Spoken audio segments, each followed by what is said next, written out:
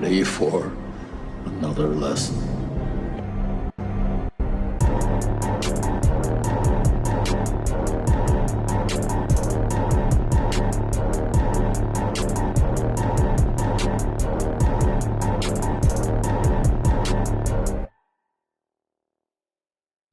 What's up, everybody? Welcome back to Back Row Banter, your favorite casual movie talk podcast. I am one of your hosts, Adam Schwartz, and on today's episode, in the news, we really only have one news story for the week, and it is that Dune is getting a sequel, but we'll talk a little bit more about that.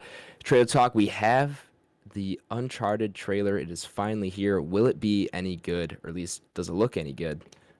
Get our thoughts on that in trailer talk. The new streaming list this week is very light. Don't expect a lot. We'll get to the watching, of course, and then our main review for the episode is Dune 2021, one that should have been, what, I guess 2020? I think so, yeah. Yeah, 2020. 2020. Who knows? But of course, before we get to any of that, I'm joined today by the spice enthusiast, Nathaniel Gingrich. Hello, everyone. I always enjoy my spice, obviously. Yeah? What's your like go-to spice? Is that why that fake marijuana was called spice or whatever? Is it from Dune?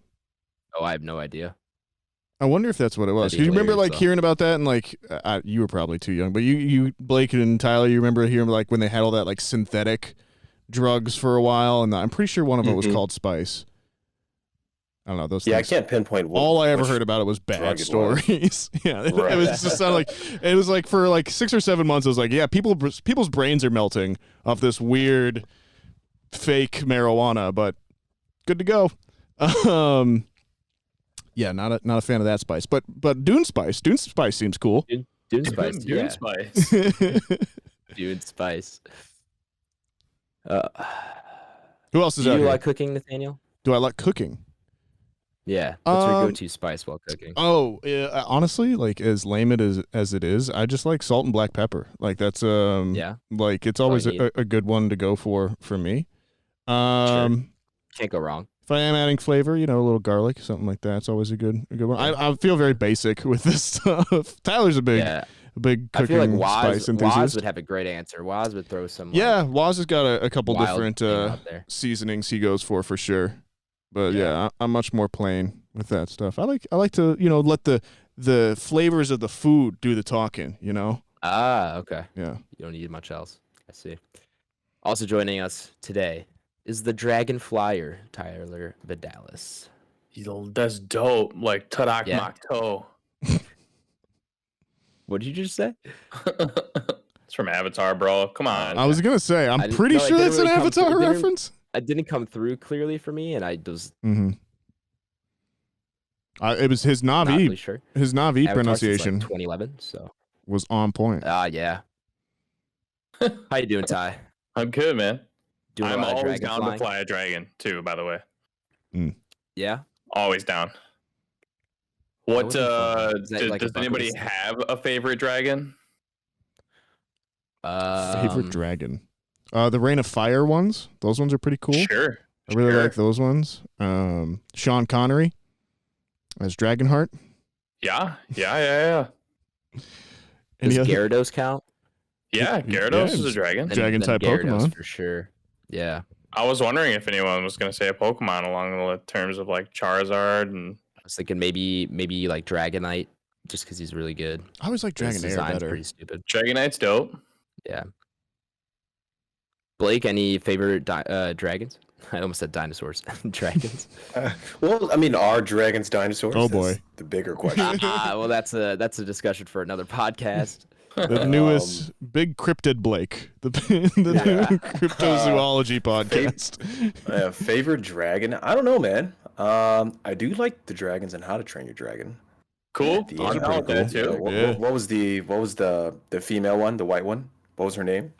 I didn't see that one. Yeah, I haven't seen that dragon or How to the Train second It. one. I don't remember honestly. Yeah. Here, let me see. Toothless if I is can the- search this. Toothless is the main one. Yes. Right. That's the black one, right? Correct. Yes. Yeah. Yeah. What was his love interest? I think she's in the second one. Full of teeth. Is it Light Fury? Teeth full. That sounds right. That sounds right. I'm on Listen- the How to Train Your Dragon wiki. Yeah, this looks like her. Listeners, right in. Yeah, listeners, right in. Yeah, Anyway. what's wrong with that? I would put her as my number one ranking dragon. Cool. Cool. Well, that of course is big set piece BlakeHolder to round out the squadron. That's a good one. I like that one. Yeah, no, lots of big set pieces this week. Fits Dune for sure. Yeah. Yeah, this was an interesting one. This was actually, you know what? I'll talk about that more when we get to the review. I don't want to go into it now, but there's a lot of positive reactions on Twitter from this movie. As there should be. Yeah, as there should be, but also just that it was just like not something you usually see. Film Twitter is usually pretty negative or about anything they can be, and it was just like overwhelmingly pretty positive this week. So nice change of pace. Definitely excited to talk about this one, fellas. Yeah, but first we got to talk about its sequel. Dune 2 is a go at Legendary.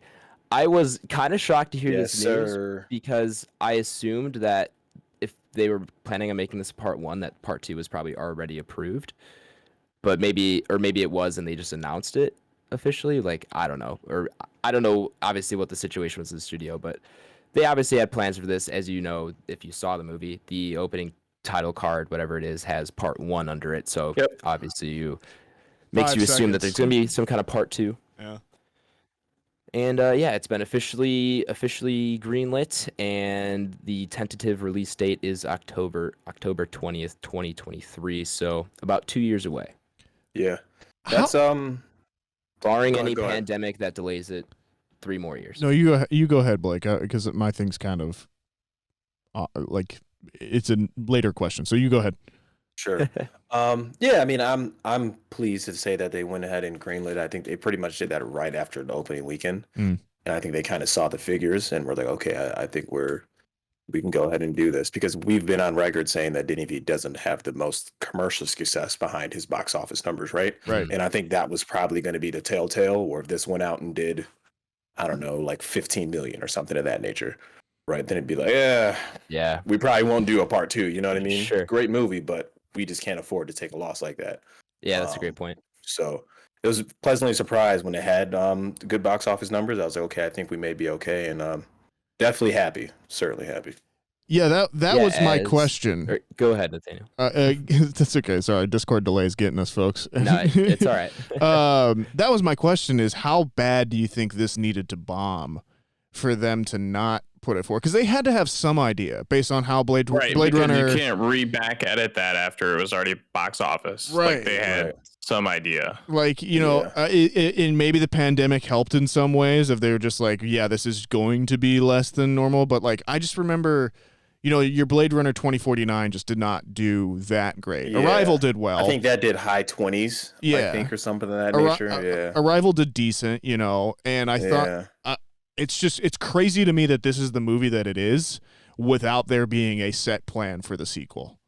Upon hearing like that this movie it was a part 1, within the first 5 seconds, 'cause somehow I avoided that, like going up into it, that this was going to be a part 1. So I didn't know that until it showed up on screen. I didn't either.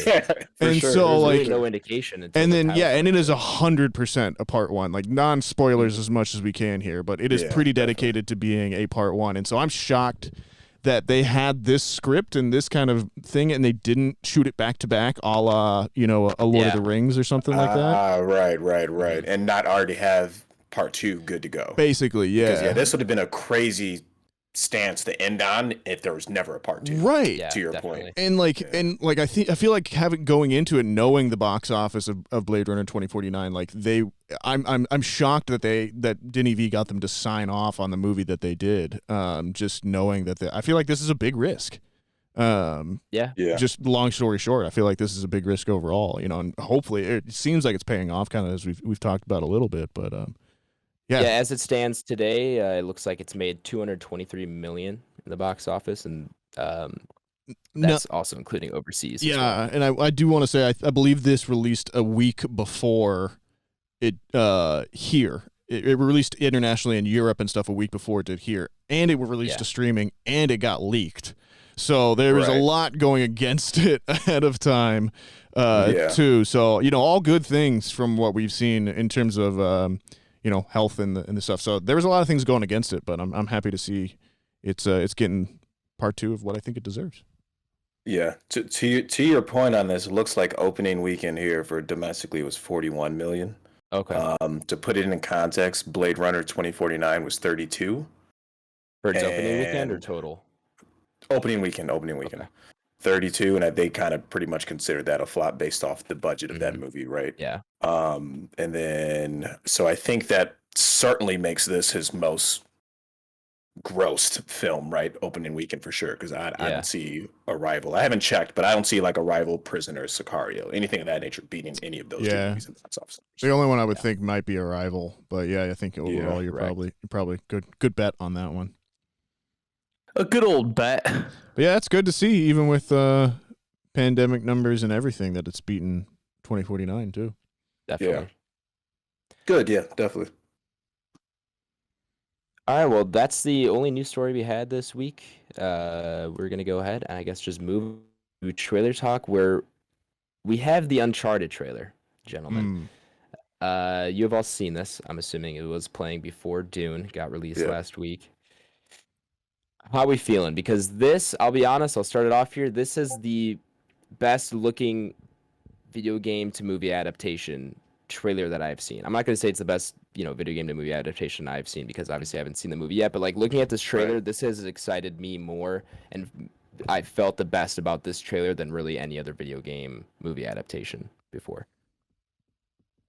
Excited for this. I think casting wise, it looks really good. I think they're gonna kind of hit the nail on the head as far as like the comedy they're shooting for between Holland and Wahlberg. the Wahlburgers. But yeah, I'm fairly excited for what this is, and at least the potential it has right now. Is no one else, just devastated by the lack of Mustache Sully? Like, Yeah, I am. I definitely am. like I get, part of me gets why they kept Mark Wahlberg on, because I know for a while he was supposed to be Nathan Drake and everything, and he kind of aged out of it, so they just kind of made him the Sully role. But like, that is not even close to how Sully is in the games, Plus So- the age difference, I feel like, is definitely greater in the games than it Yeah, feels I on think here. I think so. I think so too. Yeah. Yeah. I mean, overall though, I like Sean Levy. I believe is the one that's directing it. I like most of the stuff he's done. Tom Holland is very charismatic and easygoing as Nathan Drake. I think it's definitely something they're trying to set up a franchise for, and they're building into it. The way they're trying to do everything else. In terms of like, does it look any step above? I don't know. It really reminded me of the 2016, 2017 Tomb Raider that came out with Alicia Vikander. 17, I believe. Yeah. I can see that very same type of tone. Looks Yeah, like, and I mean, and that's an okay movie for what it is. yeah, I remembered it being pretty fine. It was probably Yeah. pretty strong as a video game movie overall, I would say. Sure. But For sure. yeah, I as a fan of the series, I'm kind of in on it, but as a movie, it didn't really do anything new for me, I guess. Now, have we all played the Uncharted games? No, I have not. Like, You haven't played any, or you just haven't played the full series? I haven't really played any just because I'm not a PlayStation guy. Yeah, makes sense. But they are very cinematic, even in the game sense, which is why I think Yeah. this movie makes so much sense. Sure. Yeah, for sure. So I've watched people basically play through the whole thing. Right. Blake, No, I'm with played- you. You That played definitely through makes sense. Not all of them. I've Not played all. the first two. There's There's 4 of them, right? 4. Yeah. Plus, Yeah. there's like a Side quel. mini one. Yeah. Mm-hmm. Yeah. So no, haven't gotten through all of them, but I've got the knowledge of kind of the world they build over there. So yeah, I think it'll be fine. We already kind of know how video game adaptations are, though. So, but this does have a big fan base, so I do think it'll do well at the box office and with the casting that they've done. So I think it definitely has that going for it. And then how closely will it stick to the script of the video games and stuff like that? We'll never know, right? Until we sit down and watch it, and that's usually where those things kind of fall apart, or that's usually where like the masses or the film nerds, right, quote unquote, have problems with it. Right. So I we'll don't- see. But the casting's spot on. For me though, it's like the the first one came out in like what, 2006, 2007, somewhere in there. Oh wait, it was on the PS3. I think it's PS3. It was. Yeah. 2007, maybe Right. earlier. So that's more or less like mine and 2007. Tyler and Blake's generation. And Adam, you're on the fringes of that too, right? Right. Yeah, I remember like Uncharted 3 and 4 coming out. Sure. I played 3.5. I didn't finish 4. Yeah, so I've got like one chapter left in 4 as well too. And Yeah. I don't know what that the audience is there for this. And if they are, like, it feels like they're starting the story with the characters too young. Like, I feel like our generation are the ones that played the game, right? We've played 4 of them, if you've played every one of them. And we've seen the Nathan Drakes grow up and his family become involved in what those steps are and everything like that.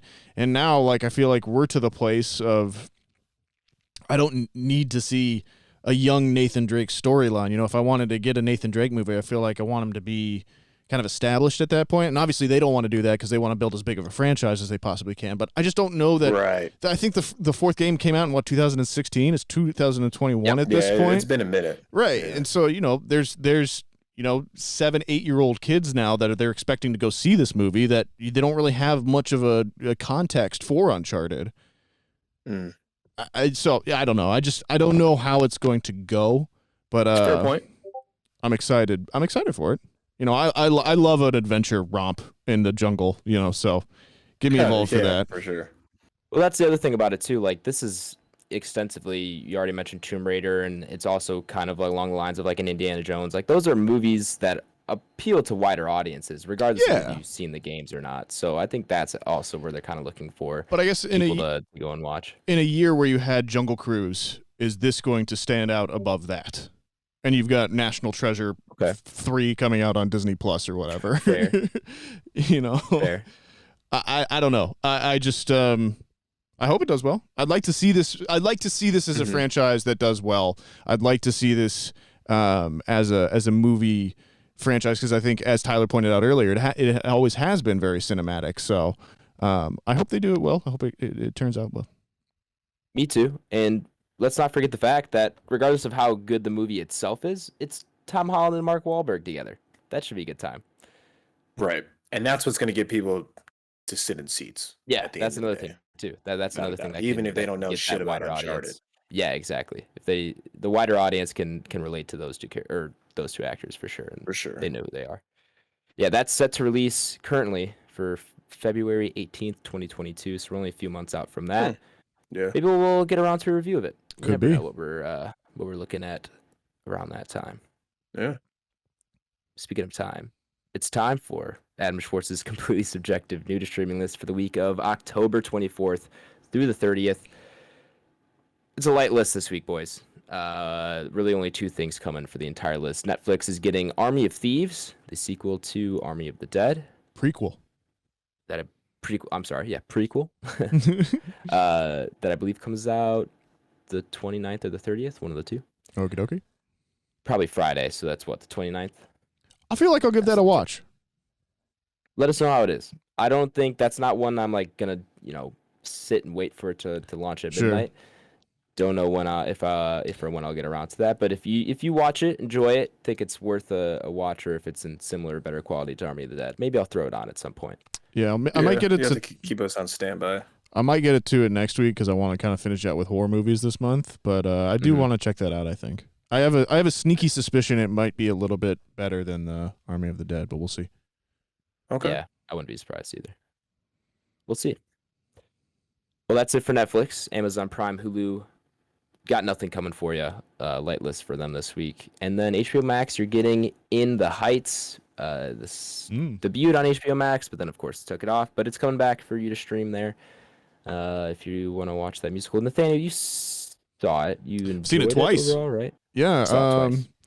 Yes, I think it's pretty fun. If you like Hamilton, I would definitely say you'll probably like this. There was a little bit of controversy when it came out at the time about some of the casting and that kind of thing, but that's with any movie nowadays. Okay. Are we back, or did you lose me for a second? Yeah, we lost you for a second. Oh, got it. We should be good audio wise. We are. We're always good Okay. audio wise. Cool. But yeah, I think it's a pretty fun movie if you like musicals for sure, and you want to have something lighthearted and just something to remind you of summer maybe as we get a little bit closer to the cooling down times, at least in the northern hemisphere here. But yeah, I say overall worth a watch if you enjoy musicals. If you don't, you're probably not gonna like it. Fair enough. Well, Disney Plus isn't really getting much either, so that's going to conclude your new to streaming list this week. But there are plenty of other things to watch on these streaming services. I'm not sure too many people are dying for new things to watch. If you got something in your catalog on your My List on Netflix, so go watch that instead. Speaking of going and watching things, yeah, maybe if you don't have something on your list, you can get something from what we've been watching. That's a better transition. I'm gonna cut back. I'm gonna go post pod. I'm gonna take that and put it where I had mine. Yeah, that one's for free. Yeah, thank you. I appreciate it. Nathaniel, what did you watch this week, man? To be honest, I had a real busy week, so I don't feel like I got to as much as I normally do. But I put some work in on Assassination Classroom, which if you guys like anime and you haven't watched that one yet, definitely I think that one's worth a watch. I think everyone who is part of the squadron here would enjoy that one for sure.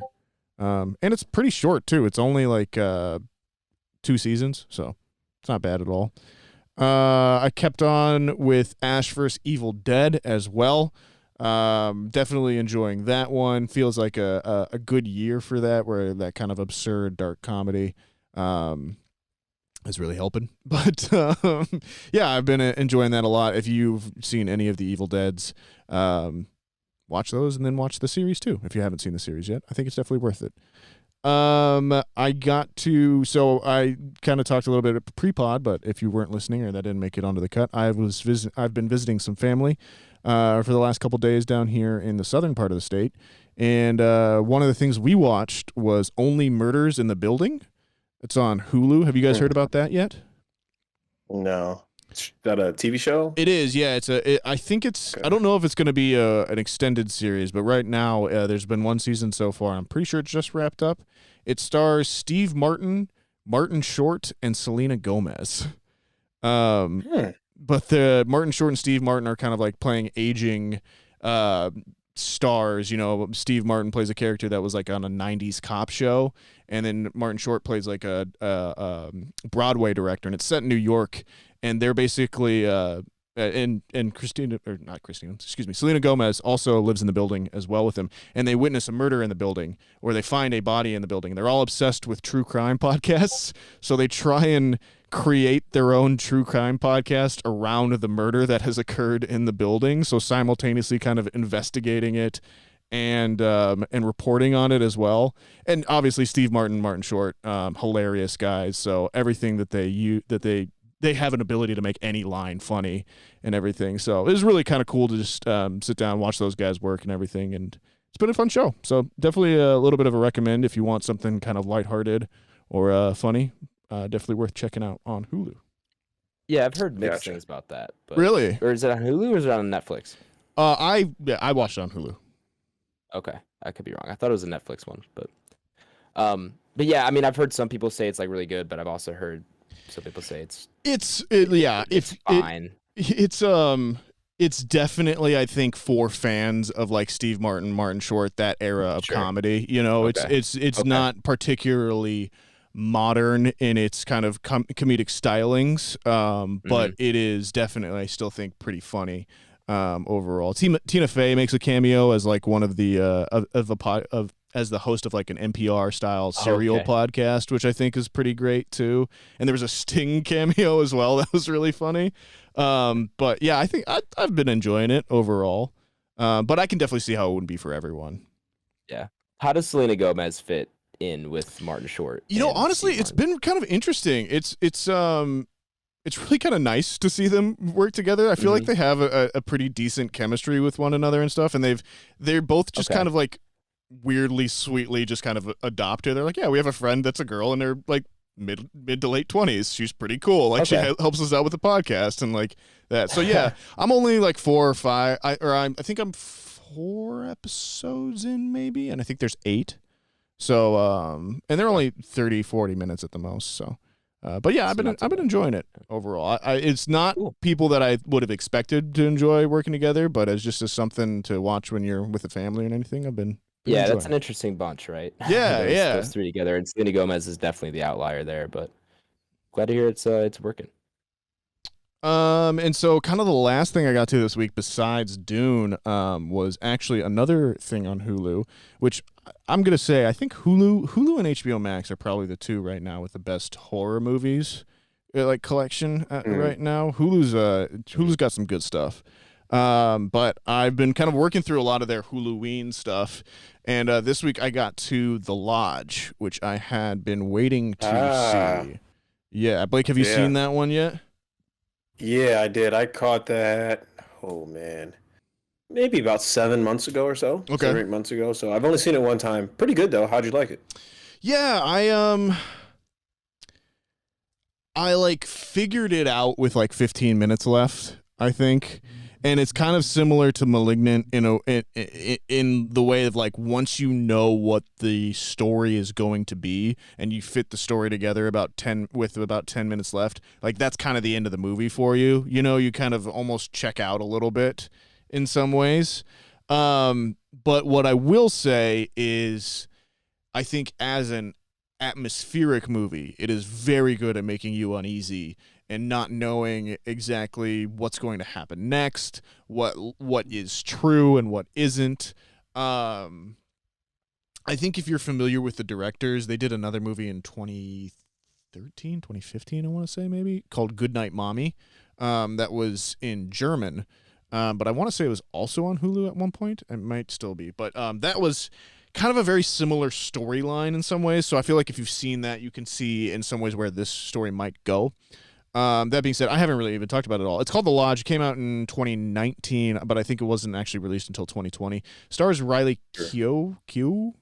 She's Elvis's great-granddaughter, but she's been in things like House That Jack Built, Mad Max Fury Road, a couple other things as well. Logan Lucky, she's really great in that as well, too. There's another one of the kids from It. Jaden Martell is in it. And then Richard Armitage, who played Thorin in the Hobbit series, also shows up in this movie. But it's basically a father of 2 children wants to have them spend time with the woman he wants to marry and become their stepmom. They're the children's stepmom. And so his grand plan is he's going to take them up to their cabin in the woods, and he's going to leave, and he's going to leave them there all together up until Christmas for about a week, and they'll all get closer and hopefully have a better relationship with one another. But obviously things don't necessarily go the way he plans, and it's good. It's pretty bleak. And I think personally I would have preferred a little bit of a different writing style in some areas, but it is there is no doubt that it is pretty intense in some places too, and pretty uneasy, I think. Yeah, no, I'm with you for sure. Definitely a psychological, type horror. Yeah. So if that's not up your alley, or if you're looking for like a hack and slasher or something like that, it's definitely not the movie for you. For sure. Very much more kind of like an atmospheric, slow burn kind of thing. Mm-hmm. But that was it for me this week. Tyler, what have you been watching? You want to know what I've been watching? I want to know what you've been watching, my dog. Okay, fine. I've been watching you. Hey. Not me. I have as well. Or maybe. Guys, why is everyone watching me? Right. I'm going to play that out for as long as we can. Tell me about you, Tyler. You's been really fun so far. Where are you at in the we just got done with episode 7, I think. Okay. Where are you? I just watched episode 6, I believe. Oh, okay, so we're close. Yeah. Cool. How you cool. liking it? I like it. I like the first 2 a lot. I know a lot of people didn't really care for the second season, said it was a little slow, but I like where this came from. I honestly have liked him. I forget his name. You guys know about his names? man. Yeah, I don't remember his name either. I can find it here really quick. But I really appreciate his narrative kind of throughout the whole thing. Hen Badgley. Sure. Yeah. I really just like his narration of kind of everything that's going down, and that's something that I really liked as far as the dynamic of the show. When I first watched season 1, that was something that was really big for me. It actually takes me back to his days back in Gossip Girl, and I watched that whole series, and so yeah, that makes me kind of back to that, because as much as that's like a Pretty Little Liars or like a Vampire Diaries kind of thing, I actually quite like that show as far as how well it's written and how well it's done. So I'm a big fan of you so far. All of thanks, you, man. all 3 of you. How kind. Squid Game, Leah has finished, which is great because we both have, but it's I still like the game a lot. This is good through the rewatch as it was before. So, and they were really close together because Leah wanted to get through it. How did she feel about it? She actually liked it up until the end. She didn't like that it was the. Sorry, spoilers. Spoilers. Hold on. I'm probably gonna cut that.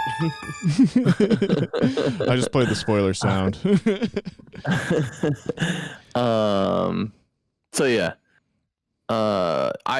She was a little upset. So after that, to not upset her as much, we watched Halloween Town, which is a classic. Ooh. That is a good one. Yeah, super classic. I did think you were going to stop at Halloween for a second. I was like, wait a second. Does not seem like it's something that Leo would watch for fun. No, the Disney original Halloween Town. Fair enough. So 'tis the season. That's an old one for me. I still like it. It's not that great, but it takes you back to a special place. So it's still good for me. On the darker side of things, I got around to Batman A Long Halloween Part 1. Have they released? Which is part of the animated movies. Sorry? Have they released Part 2 of that yet? They have. They are both on HBO. Did you enjoy Part 1? I did. Have you read the comic? I have not. Okay. So, but yeah, it's been fun. I'm a really big fan of those animated shows or animated movies, that for that fact. But that's one thing that DC does do well. And that's the animated shows and the animated movies. Sure. So For sure. I am a big fan of all of those. Go ahead. Supposedly the Batman is going to be taking some from Long Halloween. Do you feel like, having seen the trailer for the new Batman movie, you think there could be some moments that they're taking from there? Maybe. I mean, it's hard because from the Long Halloween, you can't really tell how long he's been Batman at that point. Yeah. But you can obviously tell that from the movie, The Batman, they're definitely going, I think, for year 2 is what they've officially said. Yes, but you can tell that it's very, very early on in that career. But yeah, other than that, I think you could probably pull some pretty easy things, especially if you're trying to establish a timeline. That's fine too. Makes sense. Yeah. Since we had so much other things going on between you and Squid Game, we only got one episode of Manifest, so I will definitely dig back into that because we are getting close to the end of You, and Squid Game is over. So we'll be definitely diving into that, and probably catching up rather quickly. Unless we find something else to watch. And last but not least, the Austin Grand Prix. Yes. Oh my God. What a great race. Yeah, it's it was a race. It was different though too, because obviously we normally wake up early in the morning to watch the races, but this one being stateside. That threw me off quite a bit because it's right in the middle of the day, and I actually quite like waking up Sunday mornings and watching it before I have to do anything else. Agreed. So I yeah, just got the replay, the VOD. Yeah. Yeah, I mean, overall, I'm happy for my boy. We got a double podium, which is always nice as far as the team goes, and but it was pretty lax as far as the front of the field goes. Middle of the field was actually pretty fun to watch for the most part, but Pretty lax in the front of the field. Hamilton and Verstappen were back and forth for P1 the whole race, and he only won by like, a tenth of a second or something like that. yeah, but that's one of those races that absolutely comes down to strategy. Obviously, Yeah. towards the end of the race, that battle got a little more enticing to me because Hamilton was flying, so it was very Yeah, he hard was. to not, like, if there was like 10 more laps than that, Max would have been in trouble. Definitely. But yeah, it's just one of those races that you can tell is done more on the strategic side and when to pull the undercut and if your undercut's actually going to work and stuff like that. And so overall, I'm happy because the team still pulled it out, but I think the midfield was way more interesting to watch. But overall, it was a fun race. I don't think I'll ever find a race that's not fun. Obviously, unless somebody like crashes, that's pretty bad. Something Yeah, horrible. the craziest happens. part about that race for me was I think at the end they said Hamilton got P2 and they were so close, Hamilton and Verstappen. But then Perez, who got P3, I think was like 30 seconds behind. Yeah, he was pretty Hamilton. far. Yeah. Like Yeah. it was like 25, 30 seconds. Like how? How does that happen?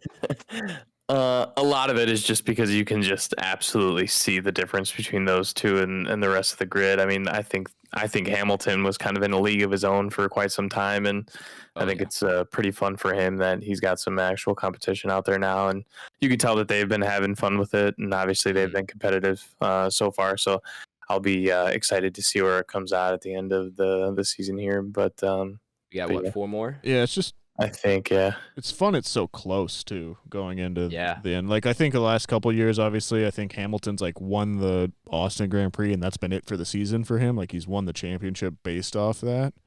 off the numbers. Yeah, exactly. Yeah. Like the other teams just couldn't catch up. So it's cool that it's Yeah. like coming down to the wire. Obviously. Yeah. I'm fucking hyped. Anything just else lo- there, Ty? I just love racing so much. I've actually been playing the 2021 for quite some time over the past couple of days. Yeah, I booted up. I don't know if 2020 is on Game Pass yet, but I have 2019. I mean, it's good enough for me. I'm not playing it that much, but it's been fun to just like run laps. Yeah, I'll be excited to see if and when they change the cars for For the next 2022. delivery. Yeah. Yeah. No, I want not the livery, but the actual like car when we get the new season cars. yeah, for sure. I'll be excited to more emphatically jump into one of those. But yeah, that's all I got. We can go into you, Adam. We've obviously watched some similar things this week, so Sure. Yeah, I also had a busy week. Didn't get to much. So F1, of course. Like I said, watched you. That's been really interesting. I like this season, and they've definitely changed it enough from the first two, because the first two seasons are honestly pretty similar, as far as like their structure and what happens in them. This one, they've definitely changed up the dynamics, which they needed to do. They couldn't have just had a third season of the same thing. I would be very disinterested. So they've definitely changed it up in certain ways. But it's still the same kind of show. There's nothing about season 3 that jumps out to me that makes it like a you must watch show. If you watch the first 2 seasons, you're not getting anything too much different. Nathaniel, have you watched any of season 3? Or have you I watched- haven't watched don't- any I of don't you. remember. Yeah. Any of you? Yeah, that's right. Yeah. They're doing this weird thing where some of the camera shots, a lot of the wide shots, are like fisheyed and almost out of focus on the edges. It's I don't know. It just catches me off guard every time I see it. It's a very interesting style choice. And Yeah. I haven't really spotted the purpose for it yet, but I've noticed they do a it lot pretty often. recently too. Now, actually, to be honest with you, now that Yeah. you've brought that up, yeah, I think people are just. I think it may be a thing of equipment too, like some of the stuff is shot on, like on a phone or something like that, or anything. They've been using those fisheye lenses a lot to work with that because they're cheap and they're the best way to get a wide angle shot too. But Yeah, it's interesting. I'll have to check it out, see if there's something. Or have you finished the season 3 yet? Do you think maybe there might be some in-source reason for why they're kind of going for that, or a clearer connection? I haven't spotted anything yet. I have 2 more episodes to go. Okay. I don't know if maybe they'll switch to it, lean into it more heavily in these last 2 episodes, and kind of give us a reason maybe for that, or maybe it was just like you said, an equipment thing. But it was just something I've noticed stylistically. It's just interesting. Nothing super noteworthy about it. Sure. Yeah. Finished the Schumacher documentary. I don't know if you did, Ty, and maybe I've not watched that. No, I did finish that. I guess I thought it was last week, but I guess maybe. No, you brought it up last week, but you said you only watched half, and I'd also only watched half. So I finished that off. I did finish. Yeah, I liked it overall. Definitely good. Nice little kind of appetizer, I would say. Yeah, homage for sure, but it more of like it quenched my appetite for more F1 content like Drive to Survive. Sure.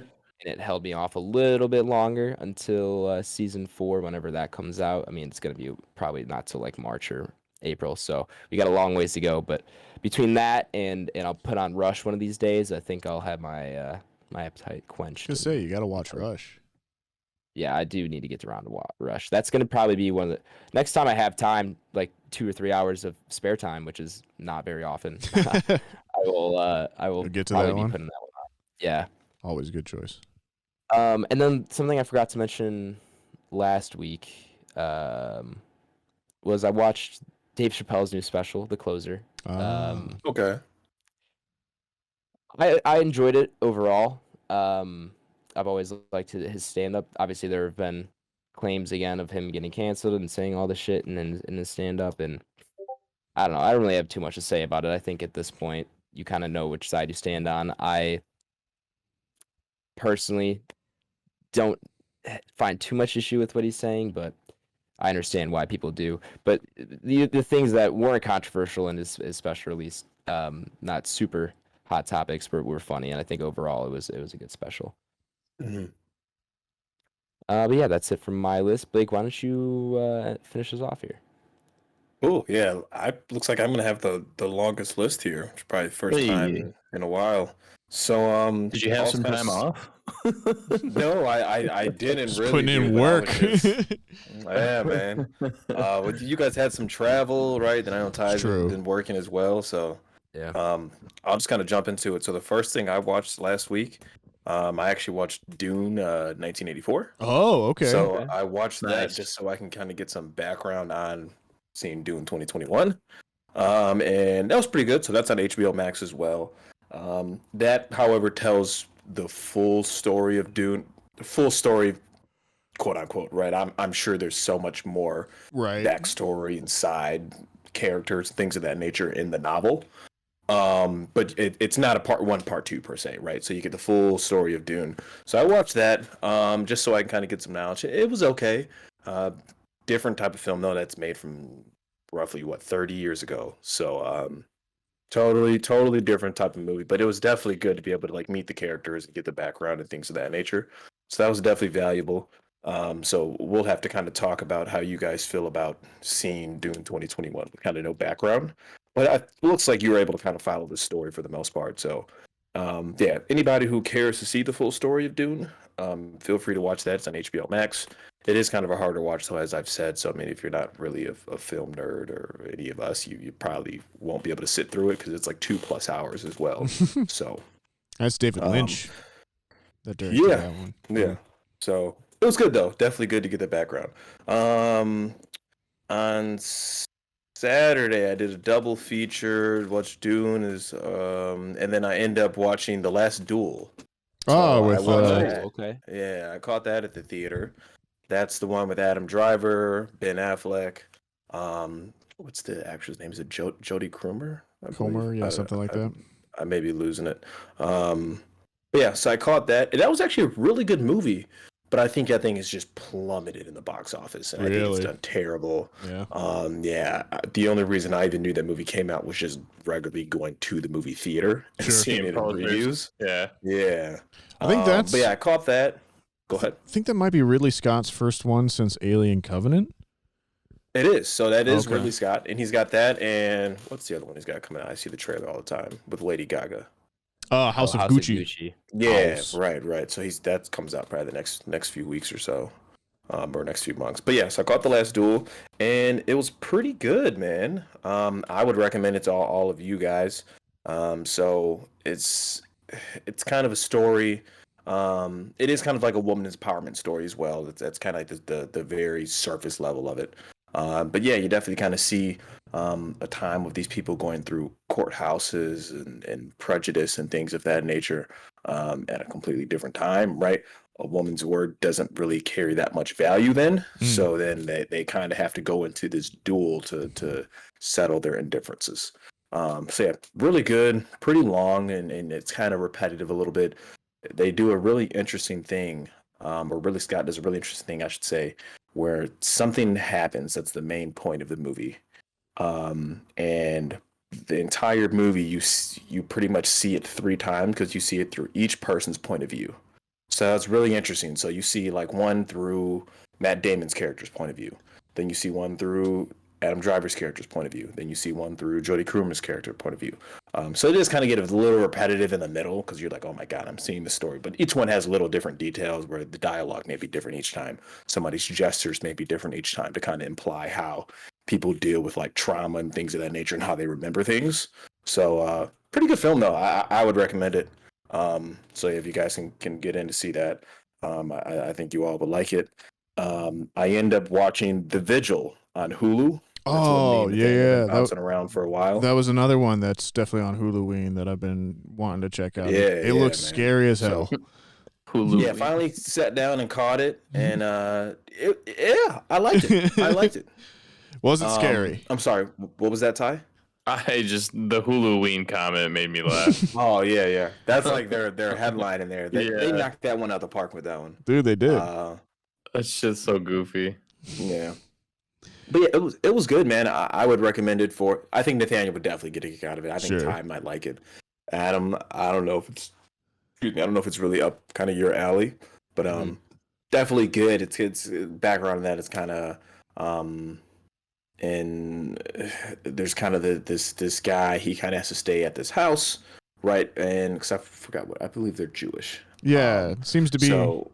In the Jewish tradition, when a family member passes away, someone stays with the body throughout the night until they it can kind be of keep the body at the house, and they invite somebody to come over. I think they're called like a comer or something of that nature. I forgot the exact term, but they stay over there and they kind of like help the body transition right to the afterlife.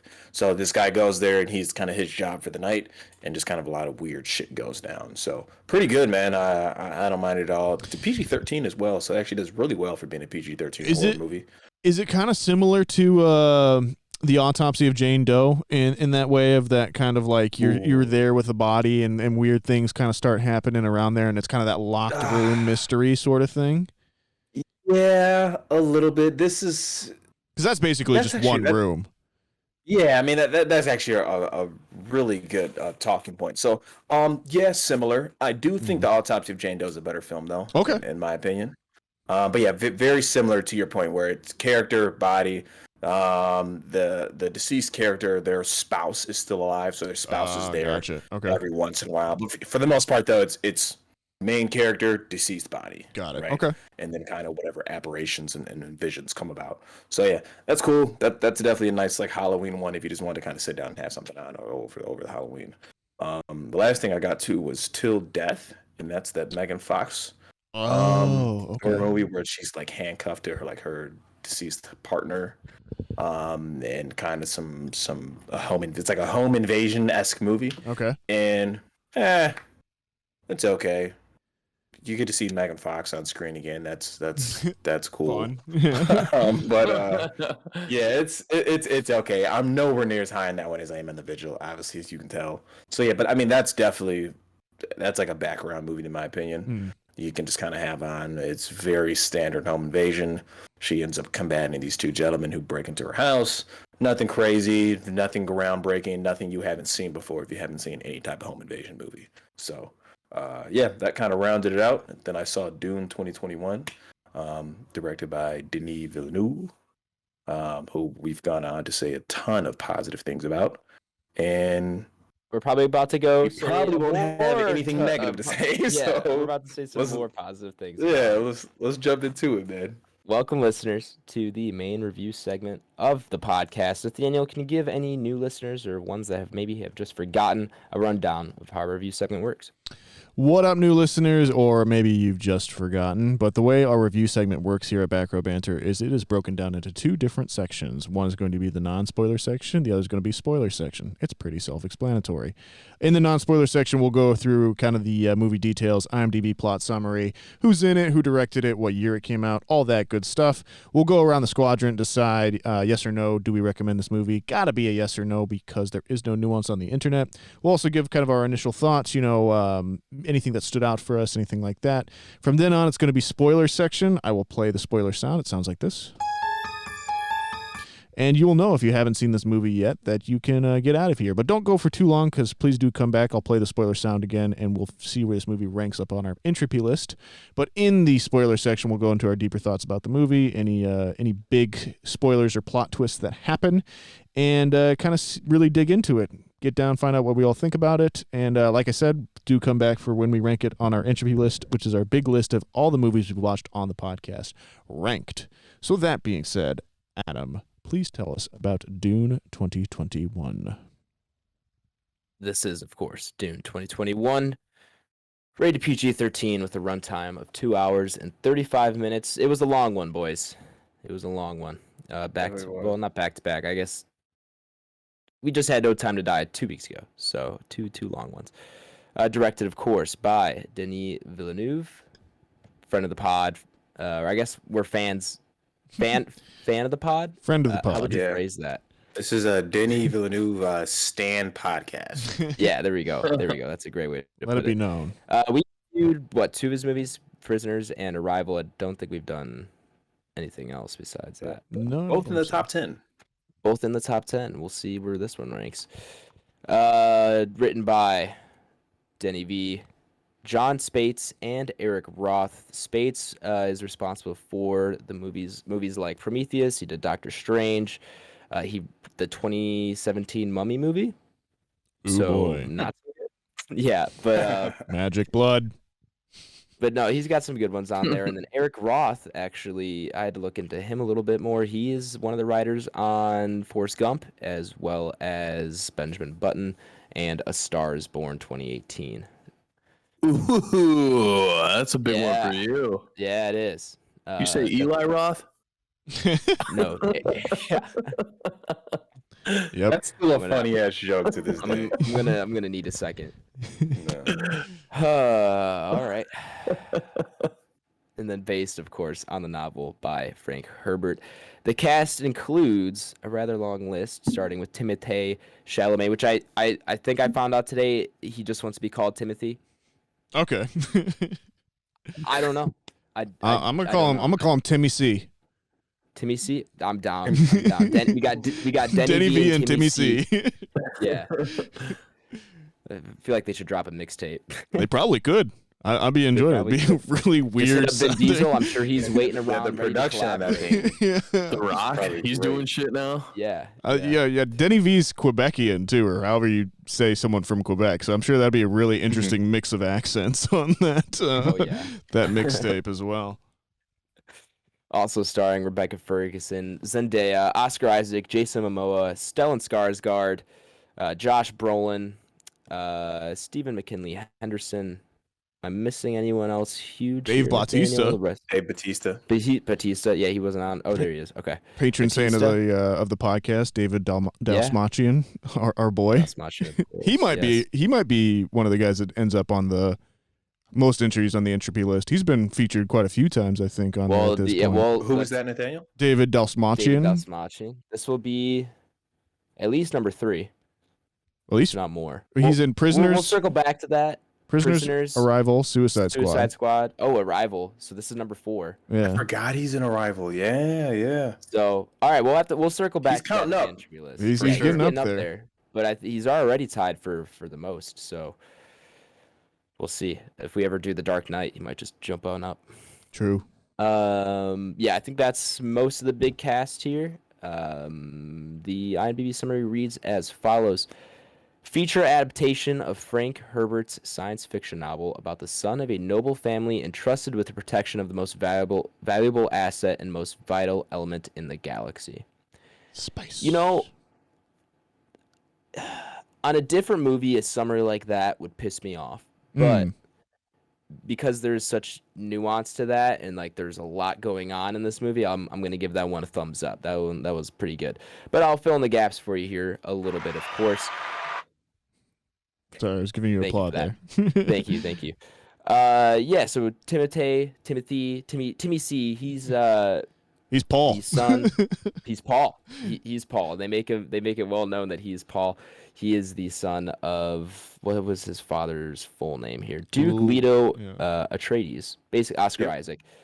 So he's the heir to the Atreides throne, essentially. His father's house, and well, I guess his house too. And they were just entrusted with the planet that mines the most valuable resource in the galaxy, as that summary stated, which is called spice. It is not only a hallucinogen, but it also is how they basically all do space travel. They're with all their ships, so of course it's very, very valuable. But there are, of course, some more things that go along with that, and more background to all of those characters. But it's essentially that story of the initial setup of that story is they are taking over that planet, and then how that transpires. Intrigue, tyranny, battle, betrayal, big I'll things. throw that one out there. Big B words. Shit goes down. Shit. Well, we're not in spoilers yet. Let's shit may or may not go down. There's a lot to unpack with this movie. I think 2 hours 35 minutes. Did it feel like that to you? It did not. I felt like it dragged a little bit in some places. It did and it didn't. It was to the point where towards the end of the movie, I was like, I didn't think the movie was going to end when it did. I thought I was in the impression we had more time left. So really? It just caught me off guard that the movie ended when it did. And then I was like, oh, that actually wasn't that bad. I agree with you. As it was getting close to the end, I was like, wow, we're probably only like 2 hours in, or like an hour and a half in. Like we probably got a lot more to go. And then it kind of just rolled the credits, and obviously setting up the part 2. But so that part caught me off guard, and overall I would say it didn't feel that long, but there were definitely parts where I felt like it was dragging a little bit, for sure. But yeah, no, I could definitely see Adam's point on that, because it's kind of I'm gonna kind of play both sides of the fence on that, because the film didn't really seem like it was dragging on, but as I'm watching, as the film's progressing, I'm kind of like, oh, like, I wonder when this is going to end, because I feel like I've been watching this for a long time, and like it looks like there's so much more to still be discussed. And then it's like, boom, credits rolled, and I was like, okay, I guess that's how they can end it. It does not follow your traditional Hollywood pacing or your Hollywood structure of even a two-parter movie. Not at all. For anything. This is definitely a first half, second half story, and it is not shy about being that at all. So yeah, man, it's a part 1, dude. Like I said, we didn't really know till the title card pulls up, right? But that shit says Dune Part 1, and this shit is 100% Dune Part 1. I remember walking out of there and being like, that is the first time since I remember going and seeing the original Lord of the Rings, Fellowship of the Ring, that I've been like watching the movie and be like, oh, this isn't gonna end here. Oh, we got more movies coming, and and while I'm in the movie, like I said, as we've kind of talked about a bunch of times, I somehow missed all of that going into it. And when it says part 1 within the first 5 seconds, I was like, oh, so like my movie going experience changed immediately after that, because I feel like I knew more of what I was in for, and I think I was a little bit more forgiving in terms of it taking its time. Definitely, and really engaging with that storytelling. But I will say I do not think this is going to be for everyone. I think the 4 of us all really enjoy this because we like Denny V. It's something that's up our alley. It's got a lot of actors that we really enjoy, and all of us, I think, have like, we all have a certain amount of love for film and the patience to go through with this. But I definitely think there will be a large group of people that do not enjoy this movie at the end of the day. I think it'll be a little bit too long, a little bit too complicated. for some folks. But I'm excited personally. I think it's very interesting the way that they've decided to kind of go about doing this. Anyone else getting kind of Game of Thrones vibes in some of this? 100%. I literally have it written down in my notes here. Game of Thrones meets Star Wars. Yeah. It does feel like that was part of the pitch meeting, doesn't it? Yeah, definitely along those lines. Yeah. All right. Picture this: we get Star Wars and Game of Thrones, and we put in space, and we get it to some hotshot Quebecian, and we get Aquaman, we get Poe Dameron, we get the dude from Call Me by Your Name. Do you think Jason Momoa? They're just like nowadays. He just shows up on set, and they're just like, go do your thing, Jason Momoa. Yeah. He plays himself in every movie. For sure. He's incapable of calling someone anything beside. Everyone is always possessed by him. They're either my man, my boy, my son, my guy. Like we are all owned by Jason Momoa, and we're just living with it. I need Jason Momoa in the next Fast and the Furious movie. The funny thing is, I could see him doing that though. It would definitely be his character. He is, man. Tyler, you haven't talked yet. What were your feelings? I'm in, man. This has it's funny that you brought up Lord of the Rings because I think by the time we're done with this, we could see that level of interest for this. And I know so. You said that this. I think you did kind of hit it a little bit. You said this isn't going to be for everyone, but I think you're going to find a pretty decent, sizable group of people that are just going to be like, I fucking love Dune. Dune's my favoriteest thing in the whole wide world. Right. I mean, Lord of the Rings is another one of those that generally I would say this is not going to be for everyone, but you're absolutely right. That rose above the kind of normal, I think, buy-in level that people did and got people on board for 3-hour movies. So yeah, if you think it's up there, I'd be interested to hear more on yeah. I mean we'll obviously get a little bit more into it, but I think overall, like, character development, the way that some tension was put in place, and the score was fucking insane. And just kind of the depth and the world that they're building that I've seen so far, I think is just really, really fun. And I think they're going to catch a lot of people with this. Yeah. Fair enough. But I'm fucking in. Yeah, dude. Yeah, so this is on paper, it's funny how you mentioned that this is like Star Wars meets Game of Thrones. Like on paper, like this is a movie that's like not for me, for sure. Yeah. But I wanted to give it a shot, obviously, because. But all you need, Blake, is Denny V and Rebecca Ferguson, and you're in, right? Yeah, I was gonna say, and yeah, for sure, and it delivered again. So yeah, it's I think with part 2 being greenlit, I think that's gonna help a lot, and I think this is gonna go on to be a really successful thing. I mean, I could see this even getting like some sort of like TV series spinoff in like 7 to 8 years from now. I think Danny V's Dune is going to be the pushing point for like the Dune novels to the masses. Like now it's going to be digestible and everyone's going to end up reading the novels and doing literature and things of that nature. So yeah, I don't know. I don't know who could have did this better. I think they got the right guy to do it, and I'm glad we're all satisfied.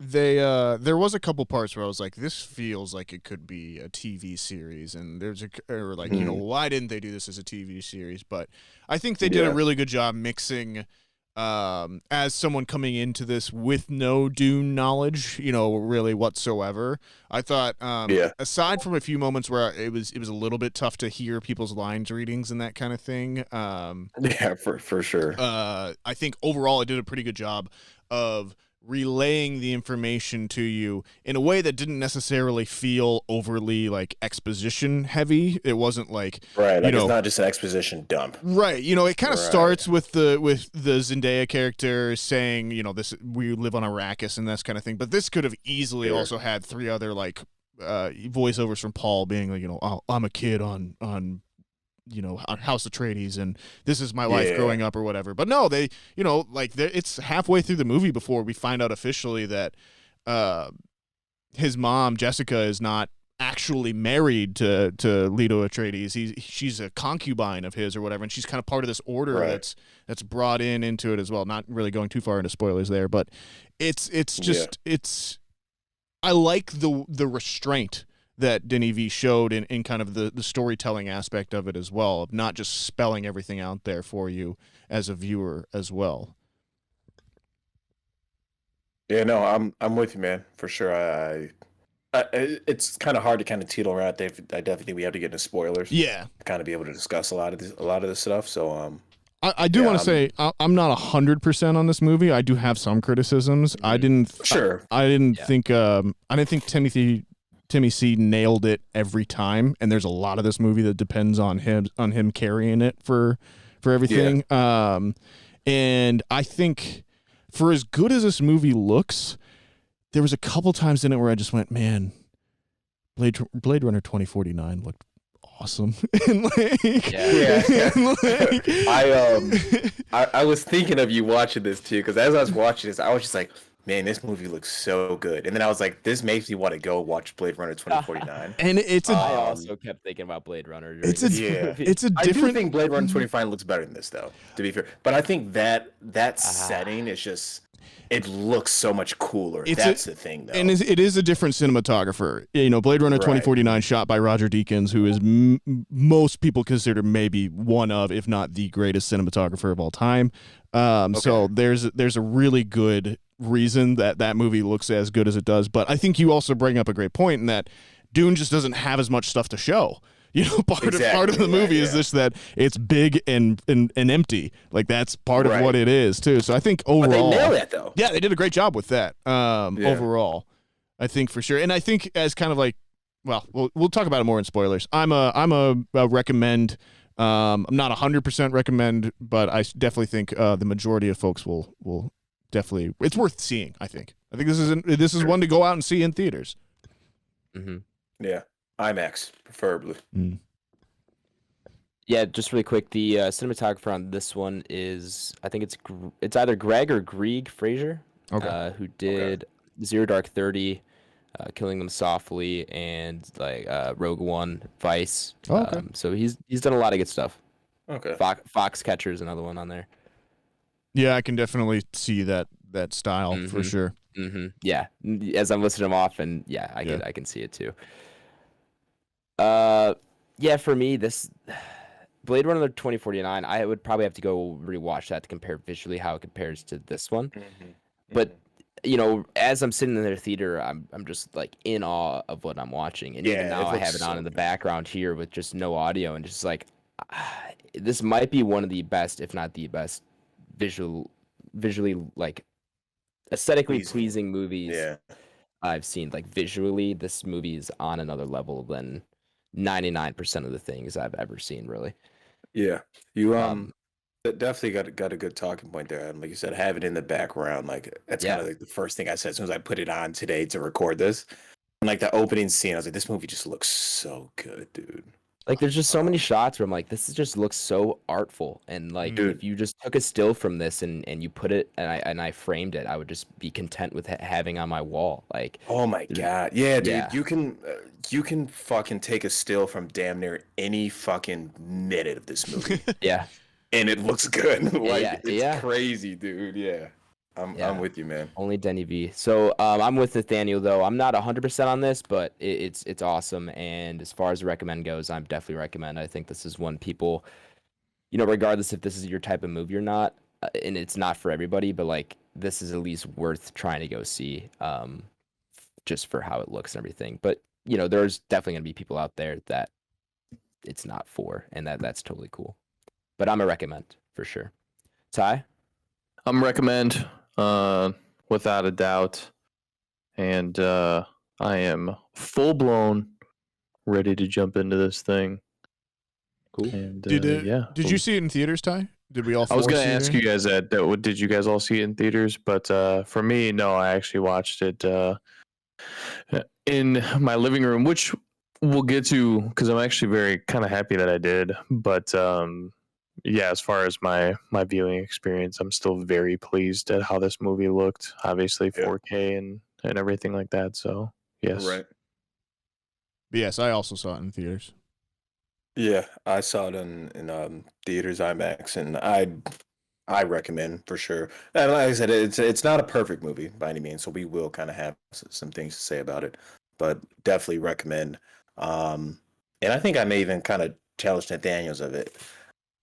You definitely have a point where it's not for everybody, but I do think this is kind of more of a digestible film, or maybe it's just because we're in a pandemic and people are just like, fuck it, I want to watch good movies. Like, Yeah. I don't know why this has the biggest box office numbers he's done yet. You know, you would think it's Blade Runner based off like story and lore, but yeah, it seems like most people like it, and a lot of people are going to see it. So yeah, who knows? Yeah, I mean, I think Dune itself as a franchise is a lot bigger than like all of us probably know it as. You know, it's one of those ones for our parents' generation. I think is really pretty massive for sure. But yeah, no, I guess I'm very conscious of this movie being very awkward or different in its pacing too, and in its kind of like storytelling. So I see what you're saying, get concerned that like a lot of people will be like, well, yeah, that was a 2-hour movie, and yeah, it looked cool, but nothing really happened, kind of thing. And I see what you're saying. This is just so dependent, I think, on part 2, and from what I've heard, and kind of maybe Blake having seen the original one, you can clear up a little bit. It feels like part 2 is going to have to be like mostly action at this point. Yeah, we'll dig on that in spoilers. Yeah, maybe we can save that for spoilers a little bit. See what part 2 alludes to. Sure. Yeah. I'm with you. I definitely understand what you're saying. It certainly doesn't have like 3 different acts. And like yeah. And not kind of your typical climactic battle kind of thing. Yeah. As you would kind of expect from a Star Wars or something like that, I guess, or something of that nature. But like you said, it looks cool, so I don't care. True. I will just add on, I did see it in the theaters. I got around to checking out what RPX is at the local Regal that I am relegated to go to. Isn't that kind of like an IMAX type joint? It's basically IMAX, but it's not nearly as good. So I don't really know if I actually somehow got a good deal on the ticket. I think it's because I saw an early day showing, but I paid like $11 for this ticket, and I looked it up, and like, a similar showtime for like a regular showing was like 13 or 14 or something like that. So I really don't know how I got that price. I did it online, but I don't know. I was happy. I was like, oh, cool. All right, I guess I'll just pay a little bit less. But yeah, so I saw it there. It was fine. Not quite on IMAX level, but definitely worth going to see this there for. All right, but I think that's going to do it for the non-spoiler segment here. So if you have not seen Dune and you do not want it spoiled for you, go ahead and check the episode description where I've marked a timestamp you can jump to skip over the spoilers, and you'll be taken to our ranking up upon the entropy list. Up upon. Spoilers. Shit goes down. Shit goes down. A lot of shit to go down. It is narratively dense, this movie. Narratively thick as fuck. It is thick with a quadruple C. With about 3 or 4 C's, yeah. And then an extra one for Timmy C. So you got like 5 C's in there somewhere. Surprise Javier Bardem. That was always fun to see. I was surprised it was actually him. I had to like double check with his accent and I think he's got like, well, it's the blue eyes. The blue eyes was throwing me off. Everyone that has the blue eyes because of the spice, I was like, I actually really like that effect. Yeah. Oh, I do too, yeah. Did you, and I will ask you guys this, did you guys feel that the CGI was a bit ropey in some areas in this one? There was really only 2 times that I noticed the CGI being a little bit off. One of them being the shot in the trailer of Chalamet taking off his face mask in the vision. That's definitely one. Floating face syndrome. Yeah. I don't really remember what the other time. The other was, one, there were. The other one for me was when that like sand crawler whatever shot the balloons up. They kind of like did that thing. I was like, oh wow, that like the light didn't hit it right or something like that. Sure. But I think overall, it like we've harped on a lot. I think it's noticeable because the rest of the movie looks so great. So like that might be part of it too. Yeah. I want to mention something really quick about how this movie actually looks, and I think it might be something maybe only Nathaniel might have noticed. Do you notice the film grain? Did you Yeah. see that? I mean, yes, but film grain's one of those things that it's going to be there regardless, and it's kind of It just is, dependent on the movie. but this feels almost intentional. Like I don't know what they shot it on or anything, but I'm sure it's probably it's a higher level of film grain or higher density of film grain than a lot of things that are being shot in nowadays, especially with 4K. And it was actually to the point where I have it on HBO Max now, and so I know now that it's intentional. But I was in the theater, and I was like, does this projector just suck? Like, do they really just Sure. like? Are we just not in an updated theater? Because this looks not that it looks like shit, but it's like I can like maybe it was just the textures are off with this projector or whatever it is. But noticing it now on HBO Max, I just think it's an interesting choice to have that level of film grain in a movie like this. But I kind of like it. It gives it more of like that classic feel, closer to something like maybe like the original Dune, and I think having that doesn't make it feel as clean as maybe something like a Blade Runner 2049, at least like visually, because that style or without the film grain, you definitely notice the higher definition is very modern, and I feel like he maybe was trying to just go for like an older style with how it was shot and how so the actual image looks. it looks like it was shot on digital first and then converted Okay. to film. So they shot it on on the RE 4K cameras, and then they did a digital 4K master, and then they transitioned it to Panavision. So that may be what you're seeing on there and everything. And obviously Panavision's a little bit of a wider style, so you will get that film grain in general on more Panavision style stuff, like Halloween, for example. But I think that's part of it too, is that it's gone through that post conversion process as well. Sure. But I think you're right, Adam. I think it is a deliberate choice. I think it's harkening back to the film epics that you're kind of used to, and that sort of thing. Agreed. Was that something, Blake or Tyler, that you guys noticed while watching? I did, but I kind of figured it was on purpose. When you definitely go look at like all these kind of sci-fi films, anytime somebody's trying to really kind of give you a sense of scale, and it is trying to portray kind of those other movies, you will see a little bit more, and I think it's very stylized, and I like it a lot just because it brings me back to those movies.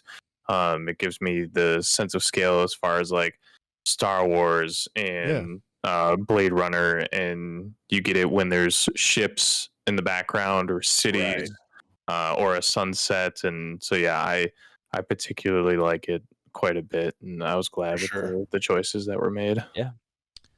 I liked too that it seemed to it kind of does what a lot of sci-fi does, which it takes elements of like culture and then kind of plays them up a little bit. So I feel like a lot of times we see this with when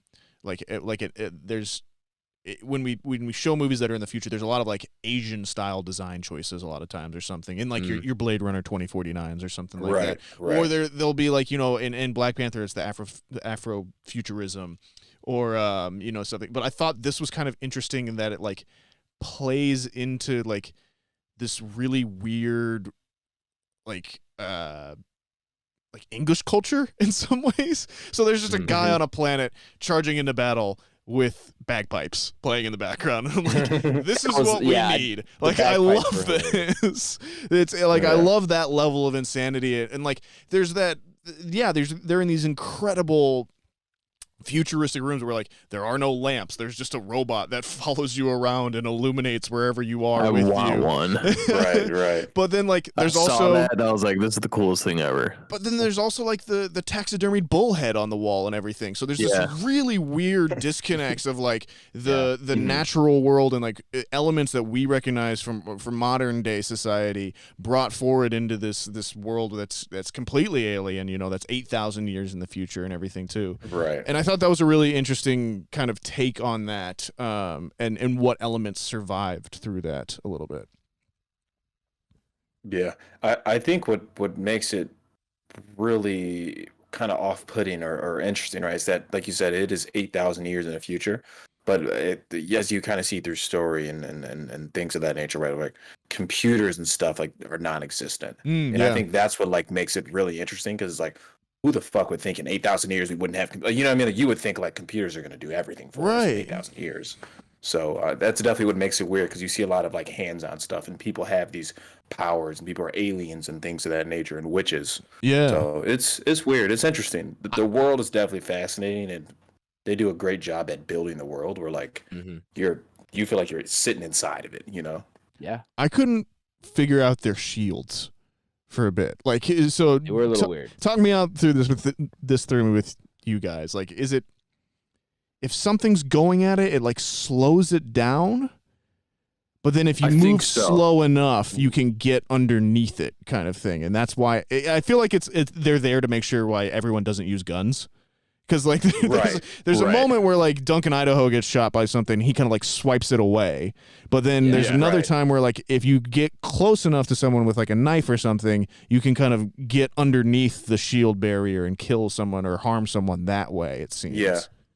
You're right because when in the scene where Timmy C's character is fighting Josh Brolin's character, Josh Brolin kind of details him. He's like, "Hey, like a slow blade penetrates the shield." Yeah, I think that was kind of his quote. So yeah, to your point, yeah, and that's why that thing they shoot is like a drill. Like I noticed that as well. Yeah, shield. Yeah, then it like kind of drills through it, but he just happened to get him like in the back in a spot he couldn't get it out. So yeah, it definitely slows down penetration, and then that's the scapegoat answer of like, why don't we just use like fucking guns, you know? Yeah. So yeah, there was a little bit of an element of like, the family is leaving their hometown. It's like Colorado or something like that. I forget what it's called. But and traveling along the Oregon Trail. Yeah, and Oscar Isaac dad is like, he's like, we're going to a place where it's not going to be good, and they're going to try and kill us. And then lo and behold, they go there and they try and kill us. And everyone kind of acts surprised about it, though. They're kind of like, well, no one saw this coming. And it's like, no, we've been talking about this the whole film. And I get that, like, you know, it's part of built into the storyline, too. And that's probably 50 chapters later that actually happens. But it did seem a little bit like it was sometimes hard to tell how much time had passed scene to scene, I think, in some ways. Because there's a moment where he's like, you know, I'm leaving in a couple weeks. And then 2 weeks later, they're on their way to Planet Doom or Arrakis or whatever it is. Right. That was definitely something I also noticed. They for sure are cruising through time. And it's hard to tell how all these events match up as far as the timeline goes and where they're spaced out amongst each other. I'm trying to think. I had one other criticism that I was coming up against. I can't remember what it was. Zendaya's in this for like 4 minutes. Yeah, I think she's gonna have a massive role in part two. She definitely is. But yeah, you wouldn't have guessed that with the marketing. No, you would not. And I think they were smart about that too, because they just got to play. You know, regardless of her role, they just got to play up the fact that she's in this movie to get people in the seats. I like that. Approximately 20% of this movie is just one character hanging out with his mom. I think that's. And there's a lot more Rebecca Ferguson than I was expecting. Which was good because I like her. She was really strong. Oh yeah. Yeah, I thought they had a really interesting relationship. I liked it was almost Evangelion-esque in some ways where they're like, you're going to do this. And he's like, I don't want to. This sucks. Yeah. You guys suck. Why do you make me doing this? I thought that was an interesting take on that a little bit. That was pretty cool. A lot of religious undertones to the story. Yeah. As far as like events in the story, as well as like symbolism in some of the shots and the setting.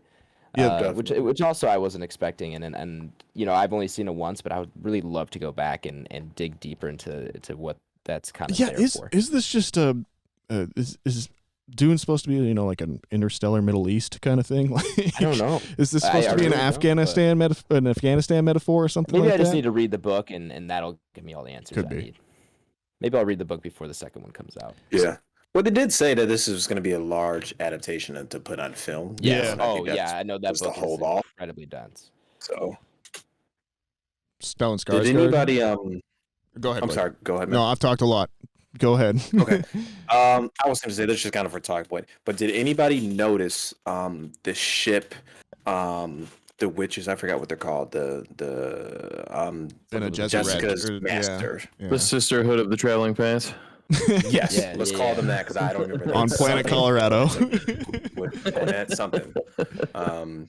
Gwinnett something. But anyone notice that the ship that they travel on is the exact same ship from Arrival? It looks exactly like it. Oh no, I didn't Like notice that. the oval, long, the I did tall I oval did thing. notice that. I didn't I Yeah. mean, it looks very similar. I don't know if it's exact, but yeah, no, Sure. I did notice that. I was like, I did like I liked their thing too, where like you see there's like it's almost like a big channel or like a big ship that's got a hole through it, and then on the other side you could see across the was cool. universe. Yeah. And they like that's how they come through it and everything. I thought that was pretty neat. I will always appreciate Danny V's ability to create that kind of space and have like I love his simplistic design to spaceships or anything that's technically in the future, but it still looks so simplistic that it's like isn't there. And I think that's also why you don't see computers, because if you notice, all three houses have a guy that have like a square piece of like blacked out tattoo on their lip. Yeah. And at one point, Oscar asks his guy a question, and his eyes roll back into his head, and then he answers. So, like at that point, are you saying that we have computers that essentially look like humans, and that's why you don't see computers? Like that's how advanced things have gotten, and that's how simple he's trying to make it. But it also brings up the question that are all these races from the same race or from the same house at some point? Because there are very big similarities between everybody, even though they all kind of hate each other. Right. So two things really quick. I'm pretty sure it is confirmed that it's Thurfer Hawat, but Stephen McKinley Henderson, the guy whose eyes roll back into the back of his head. I'm pretty sure it's confirmed that he's a robot, like he is a computer. Okay. But also, I mean, keep in mind, I've seen some things. I saw something on Twitter today about how it was like an expose about how this movie not having a lot of computers made it better.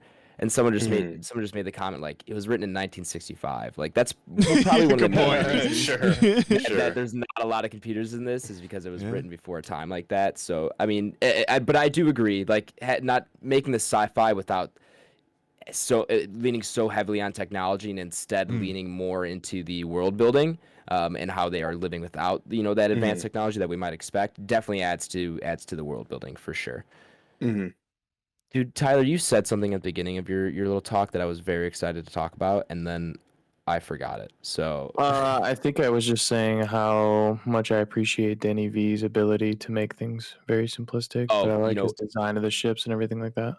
I think I was gonna say that I would really, really hope there is a Hectopod cameo in part 2.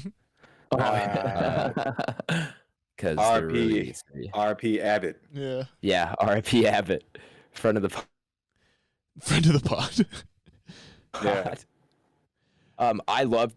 I mean, if we're talking about ship design stuff, I love the Dragonfly ships. Those. Oh I man, think, that's what I was gonna say. Waz wrote in, a month ago, 2 months ago, whatever it is, asking what spaceship we want to fly, and that is my answer now. The ornithopters or whatever. Are awesome. Yeah. That is such a cool ship design. Yeah. The moment they land on Arrakis and kind of the computer gentleman is kind of explaining to him of like, hey, they're cheering for you. And then Lady Jessica's trying to explain to Paul, we're like, they're cheering for you because they think like you're the one, right? You're the Messiah. And then he's like, hey, they're just doing that because that's what they're ordered to do. Right. And then you see like the jet thing start up, the Dragonfly thing start up. I was like, that's one of the coolest ships I've ever seen. That was the first thing I said to myself. So, yeah, man, this movie just looks good, man. It's so how do you guys feel about the villain and the Harkonnens? So obviously the Baron. How do you guys feel about him? Yeah, I mean, fucking asshole. They did a great job of making him creepy and everything. I think I didn't even know that was Stellan Skarsgård until I looked at the IMDb. Yeah, the unrecognizable. The body prosthetics I think are really good. The weird way he kind of like floats around is super creepy and everything. That's so cool. Yeah, and that's different from the 84 one. The 84 one, he's like a bubble that floats around. It almost looks like Goofy, but it is from 1984. So what can I really say? Where this, he's much more menacing. And I like the scene where he's got Oscar Isaac frozen or whatever on the side of the thing. It's like it's Oscar Isaac's last scene, and he's kind of doing the Harkonnens on one side of the table, and Oscar Isaac's on the other, and he's kind of paralyzed. Yeah. And he's kind of doing the big speech about everything. That's when they bring the doctor in. I thought that was really, really creepy. Yeah. And after he talks to the head of the Sisterhood of the Traveling Pants, shout out Ty. And then she leaves, and then the other character who I forgot his real name, David something. Dalsmachian.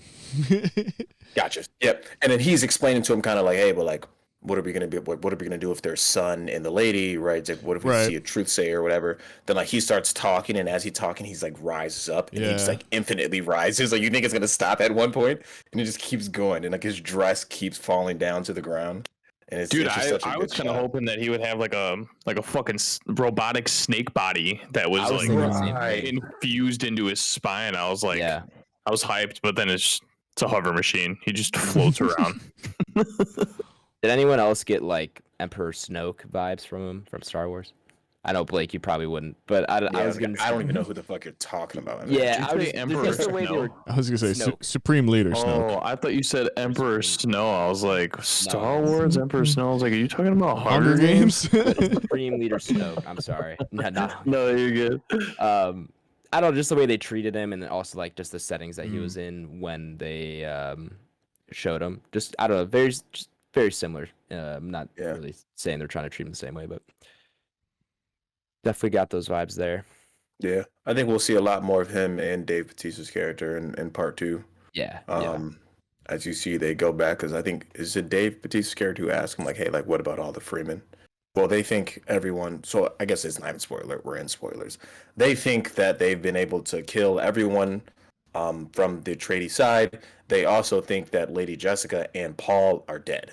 Right. So then Dave Bautista goes, basically mission complete. Yeah, they think that there's no way that they could What survive about all the in Freemen? desert. Just like, fuck it, kill them. Yeah, you know what I mean? Like the ultimate villain line, you know what I mean? Where you think like, okay, well, like our job's done. We can probably just spare them and let them stay on the planet, you know? And he's just like, nah, dude, go back. So, yeah, we'll see. I'm definitely pleased with that. Did you guys like, how do you guys feel about Lady Jessica and the rest of the Sisterhood of the Traveling Pants, like basically like being a coven of witches, and they have like that voice command control? Yeah, How do you that's guys cool. feel about that? Yeah, then That was. Go ahead, Nathaniel. No, you go for it. I was gonna say, but that was like the first moment when he first uses that, and they do that sound, where I kind of realized the type of world that this is. That it's not just strictly sci-fi. That there's gonna be some more fantasy elements and mystical elements to it. But I do like it. Yeah, then the little pain box was fun. Yeah. So yeah, there's definitely a few things that are right out of the '84 movie. Like the paint box is like a scene for scene. Oh, really? When he's fighting Josh Brolin's character, and he's like, "Hey, like a slow blade pierces the shield." That's like a scene for scene. Oh, okay. Obviously, that scene looks terrible in 1984. But like the shield he puts on, like when he taps his hand, is like looks like Legos, you know. Sure. So yeah, that's pretty spot on. What do you guys think of I the can big? only recall it now. The big Go ahead. worms. We haven't even talked about the giant Dune worm Yeah, like yet. they're basically characters, and we didn't even say anything about it. What did the Freemen call them? Shah something? Shah. I don't know. I don't know. I need this movie with subtitles. I was in the theater Yeah. like, man, this would be Watch so it much with better with subtitles. That was subtitles. I had a similar experience where I was like, oh, this will definitely need to be a rewatch with subtitles for sure. for sure. Mm-hmm. But I like it. Yeah. The scale on that thing is huge. Yeah. Yeah. They're You- massive. Oh, now I remember what I was gonna say. When What's Tyler up? was talking earlier. Dude, they gotta give Denny V a Godzilla movie. Oh. So that's funny you say that, because when we brought up the worms and we brought the Yeah. scale, I was like, do you think one of those things could take on Godzilla? I don't know. It depends on how high they can get. I feel like Godzilla could probably just stomp on Might him. be able to sneak up on him though, because remember they're Maybe. attracted to I'm telling you, rhythm. man. They're like those worms from the is that a James Cameron King Kong? Tremors? Oh, I know what you're talking Oh. about. With I know the what you're talking worms about. in the cavern, Yeah. and they're just like slowly eating that. Is that Andy Serkis? Yeah, it's Peter Jackson directed that one. Oh yeah, sorry, Peter Jackson. But yeah, they're just like, and then he like crawls over his head. Yeah. But yeah, that's kind of like what those worms are. That is Andy Serkis in there. So they're definitely gonna ride one in the next one, right? Like that was the kind of implication there. Yeah, they were riding one. Yeah, which is cool because in the beginning, Duke Atreides is like, we have powered the air and the water. We need to find out what the power of the sand is. And sure as shit, we're riding worms, baby. Yeah, that's true. Yeah. Worm So he surfing. actually does that in the 84 one. You see him master the Shah, whatever they're called. A la Avatar. Yeah.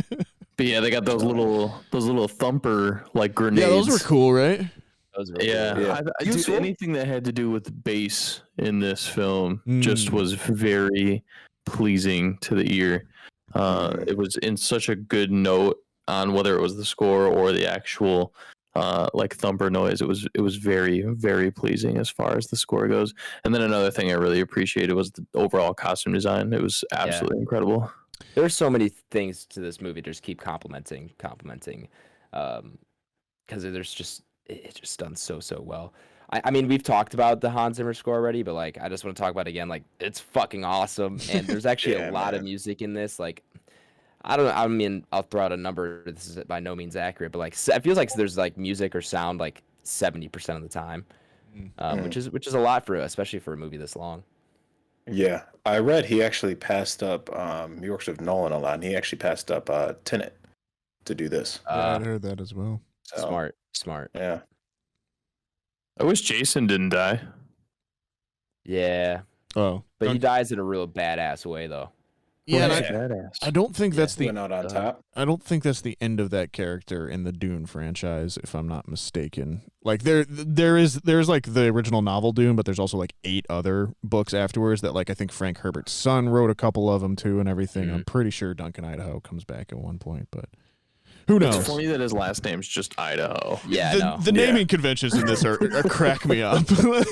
Yeah, Duncan definitely. Idaho, Paul, Jessica, and then you've got other people that are just Yeah, insane but everybody names. else's names are like so religious or unique or something of nature. Like we can't even think of the name of the sister to the traveling pans. Right. But then like the person who worshipped them is just like Jessica. It's Right. a normal person's name. So it's definitely interesting. Do you guys have any favorite scenes? I was just gonna say I do really enjoy the last kind of like battle between Timothée Chalamet and the Fremen And the fighter Fremen? that he has to fight. Yeah, I thought that was really, really well done.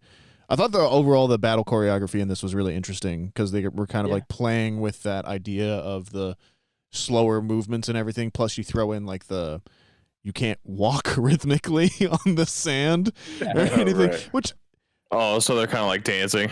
yeah, and I think that like it all depends, right? Because that walk is still rhythmic. Like, there's Definitely 4 is. steps to it. but, I didn't really get it. Yeah. But, hey, the Fremen they figured it out. Hey, it dude. works. It works. Don't sweat it. Don't sweat it. Just accept. But I really liked that whole moment at the end there, and then I thought the moment with the Bene Gesserit or the Sisterhood of the Traveling Pants that came and visited, and you have Rebecca Ferguson on the other side of it, kind of very clearly fearing for her son's life and everything that was going on. Yeah. I thought it was really, really good too. But what about you guys? Go ahead. Ty. All right, I'll go. We love Discord here on Back Row Banter. Yeah, it's really hitting us do. hard this week, isn't it? Yeah. It's funny that we all have this built-in like little timer in our head on when we're gonna answer, and it all just kind of so happens to be right at the same time. Yeah. But I think anything that has to do with the overall like the horizon essentially for me was just really fun. I think for me when the Sisterhood of the Traveling Pants ship comes down and it's raining and you see all of them walking in and you can't really see the shape or the scale of the ship, it's just the bright lights coming down and they're actually walking down a ramp. That kind of took me back to some some like alien stuff, and just kind of how that lighting was played out, and the fact that it was raining was that's a good shot. really, really pleasing. Speaking of raining, the only reason I decided to watch this at home was because I think on Monday, yesterday when I woke up, it was still raining and it was still dark and it was still cold at like 8 o'clock in the morning. So I actually opened up the window, threw this thing up, lit a candle, Prisoners first, and I just chilled. No, Okay. I didn't. Good call though, Ty. Yeah, I like that. This is Oh, it was definitely a awesome. movie for something And, like like, that. Yeah. It was early enough, but late enough to where I could turn the shit up. So I just ran it at like max. It was awesome. That's dope. Favorite shot for me, I really enjoyed the like fall of the city sequence. There's a lot of great shots of those ships just being blown up, and you kind of just see the invasion happening. That was probably one of my favorite sequences, especially visually. But there, I mean, I could point to, like as we said before, almost any frame in this movie I think looks incredible. So Yeah. Yeah, I actually just got past the shot you're talking about where Duncan Idaho gets into the Dragonfly ship as basically Arrakis is being bombarded by Hurkadans, and then you see like the massive like sprinkle of missiles from the huge Hurkadan ship like fall down and like and lights those up the whole missiles are screen. cool too, by the way. Yeah, they like something and zigzag basically like across each they other. like dissolve it almost, and then they explode it. It's weird, but it's awesome. Love it. Yeah, definitely. cool Yeah, so things. that's a good shot. Yeah, I just ran past that. So yeah, I mean, I think that's up there. I really like the shot. It's about halfway through the movie where you finally get the scale of basically how big the worms are. Where Timothée Chalamet character, where they go out to kind of like where they're digging for the spice. That's a really good scene too, get, actually. Yeah. Yeah, and then they get all the people back onto the Dragonfly ship. Yeah. And then like they're basically flying off, and as it's closing, it's looking down, but the camera angle looks like it's like Timothée Chalamet's point of view of seeing the, I don't know what you want to call it, like the harvester, the spice harvester being engulfed by the worm. Yeah. And the worm is just like gigantic. The spice harvester looks like a Skittle going in somebody's mouth. You know? So yeah, you just get a massive scale of it. So yeah, I think that's up there. Favorite scene is probably the scene I got on the TV now, and that's going to be when Paul and Jessica are together. And the Hurkadan's like, hey, like, let's just jump them off in the desert in case we see a truthsayer. What the truthsayer is actually the sister of the Traveling Pants leader, which we learned earlier in the movie. Like, hey, let's kind of just drop him off. Then he finally uses the voice to get the Hurkadan trooper to take off his mom's gang. And then, like, hers is, like, super refined, you know what I mean? She's like, stop, kill him, and they just do it instantly. Like, yeah, that's such a good scene, and you see how powerful she is. So, I like their hand motion. Like everyone can speak like 5 languages in this too. Yeah, everyone's really smart. Yeah, they're able to like sign and speak like a native language and English. It seems like. So, should we see where it ranks? I was about to say, are we just about done here? It sounds like we are. Before we dump onto that, though, let's give Rebecca Ferguson some credit. I feel like we haven't really done that, and she's awesome in this movie. She's really great. Timothée Chalamet is too, and like a gigantic part of this movie is Timothée Chalamet and Rebecca Ferguson, and she goes through like a ton of emotions, a huge range of emotions, and she is awesome. And this is probably my favorite Rebecca Ferguson role, in my opinion, that I've seen. So high praise. I think she did awesome. Hopefully she gets some type of credit or nomination for this. I think she should be in the running for it. I agree with that. Definitely a good performance from her. All right, well, I think that's going to do it for spoiler talk here. So welcome back, listeners who skipped over the spoiler segment of the podcast. We're going to go ahead and rank Dune up upon the Entropy list. For those of you who do not know, the Entropy list is Back Row Banter's official list of every movie we have reviewed, regardless of genre, regardless of anything else, all on one fantastic list. This is essentially how we rate our movies, rather than do it out of 5 stars, out of 10, whatever it is. We throw up all the movies we review on a list and see how they compare to one another. If you'd like to reference the Entropy list for yourself, you can do so by checking the episode description, where it is linked to my Letterboxd. Boy, oh boy. Yeah, it's gonna be a fun one, isn't it? Yeah. Hard one. Yeah. I'll ask any of you. Kick it off.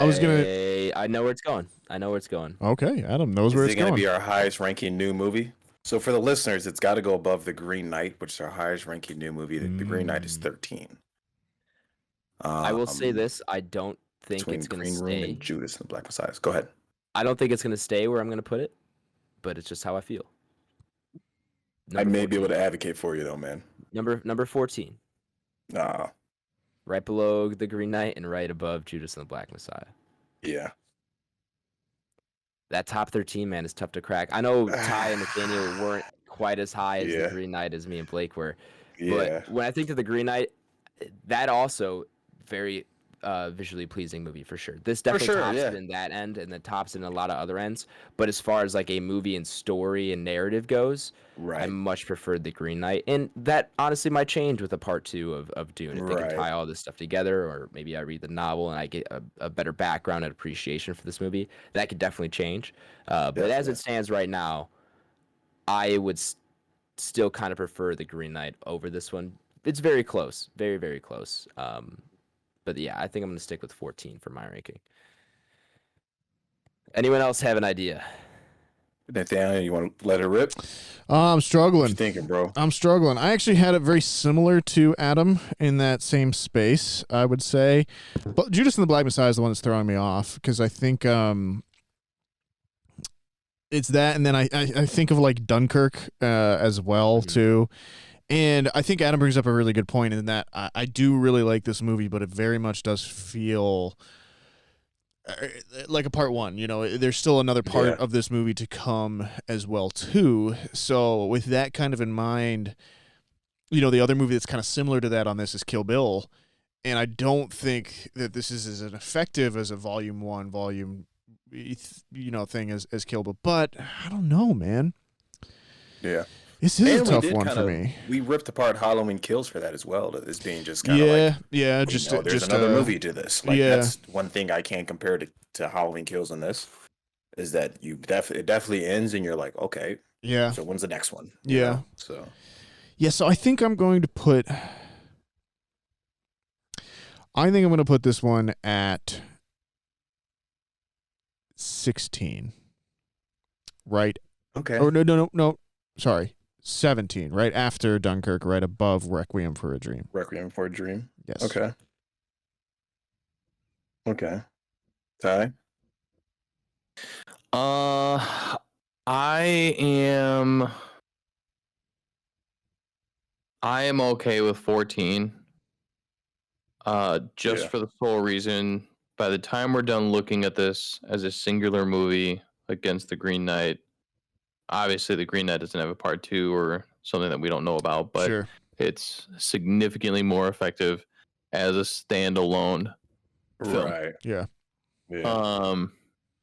That being said, I think by the time we're done with part 2 or however far this goes, that we will end up looking back at this and being like, this thing is part of something so much bigger, and it's going to be, I think it's going to be really good. I'm calling it early. I think it's going to be phenomenal. Big call. But yeah, I'm okay with 14. Okay. Cool.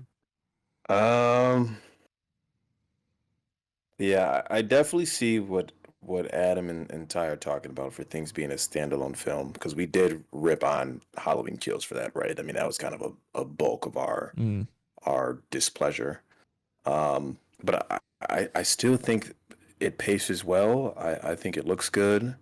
I think they did an excellent job of just kind of world building and setting this up. And I can't really fault it.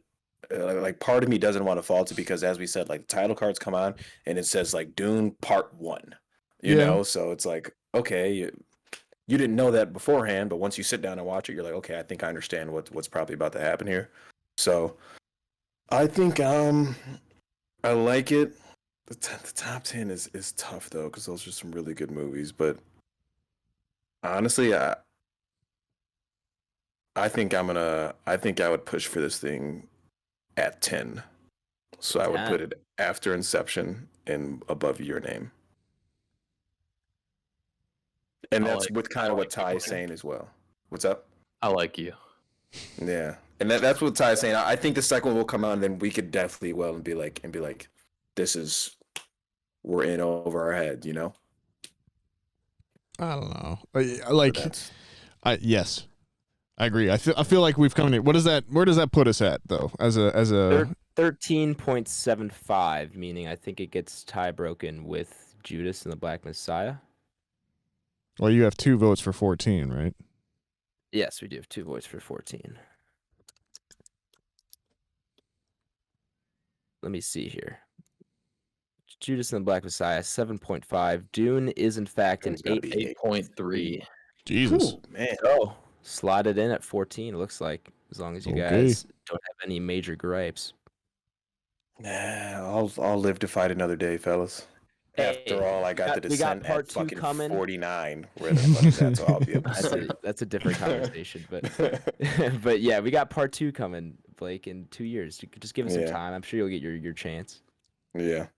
I'll be I'm fascinated. good with that. All right. Tough Maybe we didn't have it beat the Green Knight though for the Yeah. best new film. That's tough. It's right there. Is it though? I mean, hey, the Green Knight's still pretty good Green there, Knight's a Blake. good You got movie, it on though. Yeah, Voodoo. You yeah. can boot it up right now if you need Yeah. it. Yeah. Yeah. Me and you had a lot of positive things. I guess Oh, all of us man. for that matter. But Yeah, me we and you did. definitely had a lot of Yeah, positive things to say yeah. about that. So can't be All too right. upset.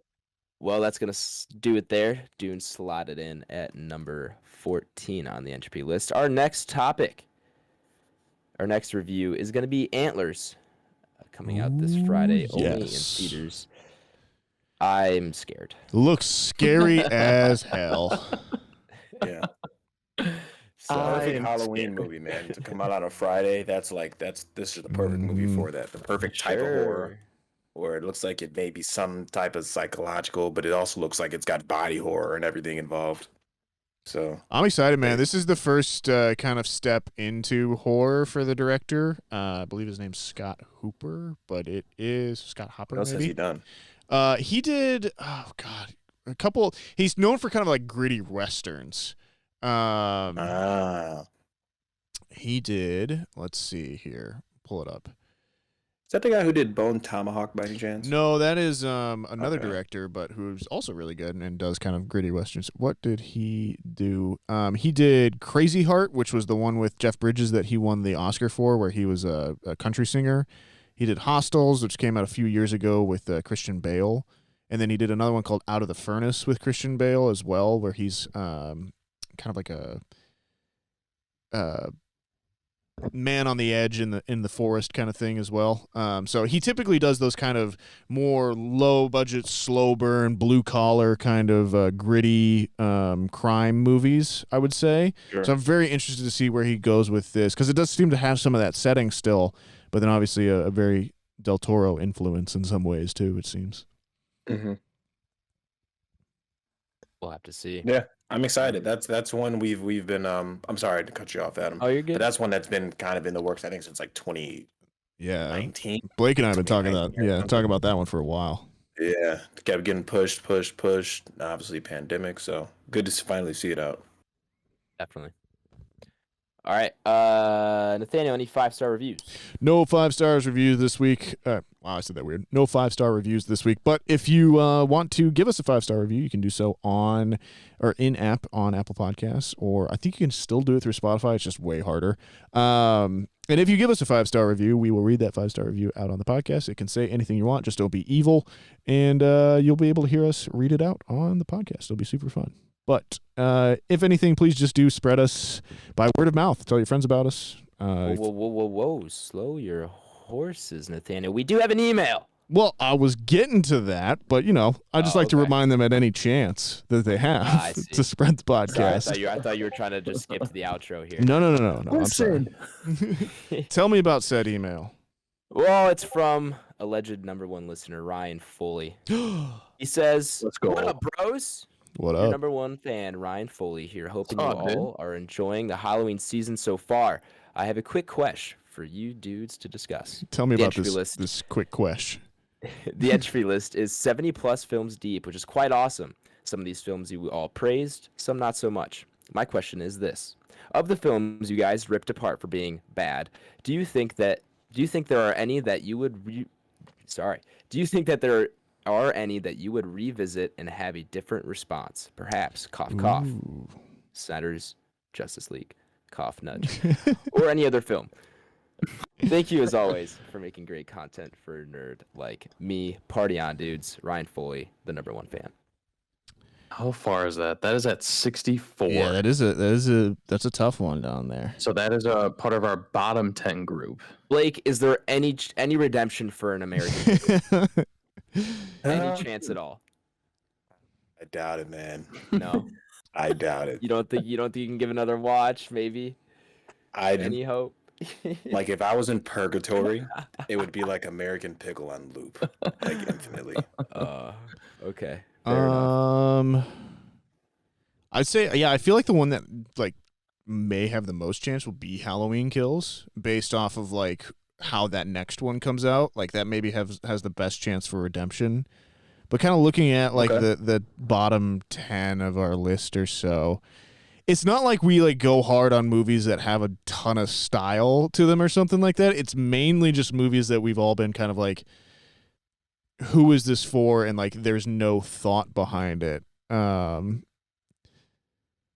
don't know. I think looking down there, weirdly like Snake Eyes or something. Like I feel like you could like do a really insane reading of Snake Eyes and like come up with it just because it's shot so weird and everything. But nah, for the most part, there's not much down there that I'm going to be changing my opinion on too much, I don't think. Sorry, Foley. I mean, we could put Wonder Woman lower if you want, Ryan. 84 Well, or 2017? Both? You really hate the first one, don't you? That's so weird. It does. Yeah, it's not bad. The man. first one's good. It's not bad. It's not for me. That's fair enough. What are other movies that we've ripped apart? Is there one on here that's like way higher that anyone kind of went off Tomorrow on? War, I know you soured on pretty quick. Yeah, I don't like the Tomorrow War very much. Yeah. It seems like a lot of people don't mind that movie though. Yeah. I don't mind it that much. And I've kind of It's not my talked. favorite. I've kind of talked before. I think Judas and the Black Messiah is definitely the one that like kind of sticks out to me. Is like that's very high up on our list. That's like it's a good movie, but like that's Right, but is it that high? yeah. Yeah, I agree. The fact that Dunkirk is below it does hurt. Yeah, that you got to put it in context. That's above Dunkirk and Kill Bill. And Requiem for a Yeah. Dream. Doesn't sit right. Yeah, okay. Now that we'll see. That's kind of the opposite of what Ryan's question was, though. Any other ones for you guys that you kind of shit on at the time that you think maybe get the second chance? Of the bottom 10, definitely Wonder Woman 1984. I'd be interested to see how that looks after a rewatch. The other one that caught my attention is High Tension. I don't think it would change very much, but that was one I wasn't pleased on, and I don't see that changing. I would say the one that I should probably give another chance is Pan's Labyrinth, because I was pretty negative on it when I watched it, but a lot of things have changed for me personally as far as my film knowledge goes, and I would love to maybe try to give that a watch if I can look out for some different things. Yeah, good point. I'm sorry, you said this is ones that We ripped on apart another at the viewing, time. We may have a better appreciation for. Correct. Yeah. Yeah, we ripped apart at the time, but maybe if you saw it now, you might, or maybe you're a little hard on it at the time. Yeah, that's tough. I don't know. Blind Spotting's. I think the Snyder Cut Justice League may be able to have some movement in the grand scheme of things. That's Ryan's choice. I think I look at Blind Spotting. I definitely think that one's lower than it deserves to be in some ways too. I don't know. This is a tough list. It's like we like movies or something. Yeah. Kind of. I think that, and then I always kind of hone in on anytime it gets brought up again. Is Tenet. That has to be. I mean, there are problems with that movie, but. Oh, you think it should be higher? I think it should be lower. Are lower. there 44 movies better than that on here, man? I don't believe so, dude. Wow. Okay. I'm telling you guys, but like I said, I have seen that movie like 3 or 4 times. As I've told you guys. So I definitely have an understanding of how it goes. I'm still not in. I need the subtitles watch, and that's the way to do it, man. That is its absolute last chance. If it doesn't get me with subtitles, that movie's dead to me. Yeah. I told you, I went back, I caught it in theaters with subtitles. Oh yeah. And that was like eye-opening. I was like, oh, okay, I can understand what's going on. Many things that don't make sense in that movie. All right, we're running very long on time. We are a long time. yeah, thank you, Ryan Foley, for your question. We really appreciate it. Shout If you out would like to Foley, write man. in with your own question, you can do so by writing into our email, backrowbanterpod@gmail.com. Send us a question to discuss, like the one Ryan just did. We love having little end of the pod questions to talk about when we're not running super long on time. But Yeah, did Ryan answer his own question there? he didn't. That is a sin. But I guess he did with. He did Snyder's say Justice Snyder League. cut. Yeah, okay, fair enough. Yeah, so I guess he kind of did. But yeah, as well as emailing into the show, share the podcast with a friend, family member, maybe a sister of the traveling pants. Yeah, if you live in an empire and the emperor decides to send you somewhere, maybe before you go there, you say, "Well, I'll go, but could you possibly listen to this podcast and tell your friends about it?" And then maybe the emperor blasts us out on the airwaves or something like that. That'd be pretty cool. True. You can also follow us on Twitter at BanterRow and on Instagram at Back Row Banter Pod. BlakeHolder. Oh, sorry, and What YouTube at Back Row Banter. But yeah, BlakeHolder, where can the people find you at, man? What up? Letterboxd. So I'll be on there logging some stuff, faithfully putting my thoughts down and putting things out of 5 stars. So I don't think I put anything down for Dune, but I think I promised myself I wasn't going to do that anymore because Nathaniel. Yeah, I spoiled myself last week. Spoiled by Halloween Kills. Yeah, so I might put something in there now that we've done the episode. There you go. If not, we'll Hey, keep it moving. if it's between you. Definitely. If it's between you rating things and not rating things, you rate them when you want to rate them, man. I won't stop you there. Gotcha. So yeah, Letterboxd, BlakeHolder will be on there logging some stuff. Follow me, whatever you want to do on there. We'll push it over to. We'll go to Ty. Oh, hey, that's me. You can find me on Twitch every now and then. I think I've streamed, like I said, twice this week already. So that's twitch.tv/El Trabajo87 and Instagram, Letterboxd, and Twitter are all Tyler Vidalis, Vidales. Adam? You can find me on Twitter at H24 and on Letterboxd at H. That's going to do it here, guys, for episode 76. I didn't get to say goodbye, but okay. That is totally my fault. Nathaniel. plug your shit. I usually go last. My default. Yeah, no, it's all good. It's all good. I knew that you were going into that too. You can find me on Twitter and Letterboxd, folks, at NS Gingrich, and on Instagram at NathanielG92. Sandpiper Tape Season 2, not coming next week like we hoped that it would, but it will be coming, folks. So keep an eye on that a little bit later. We're tuned in, man. Adam, now if you can go ahead and get us on out of here. Thank you all for joining us for episode 76. Join us next week for our review of Antlers. We'll BRB. Hey, everyone, be excellent to each other, and we will BRB. Thanks for stopping by. Do whatever you got to do to help us grow. We appreciate anything that you have done, will do, or are currently doing for us. And be kind to one another. Spread that shit. We'll BRB. Yeah, thanks for listening. We appreciate the support as always. And as I always say, hey, try to do something you love every day, and that way you're living the right way. So everybody stay positive, keep pushing. Happy Halloween and holidays to everybody. We'll BRB.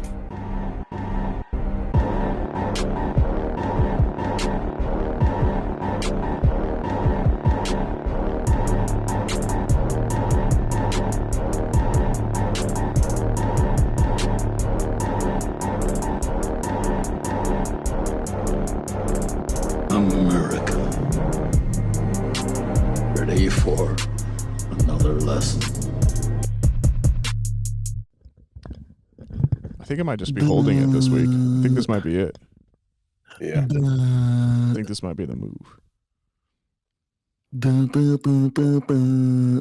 What are you doing? Whatever I want. Making the next soundtrack for Dune 2. Oh, okay, fair enough. Little Hans Zimmer action. Or was it not Hans this time? No, it was. It was Hans? I wasn't sure going into it, but then as like the sound in the movie kept progressing, I was like, "There's no way it's not Hans Zimmer." Yeah, Like, for this is sure. So this feels like so him, and sure enough, it is. Fair enough.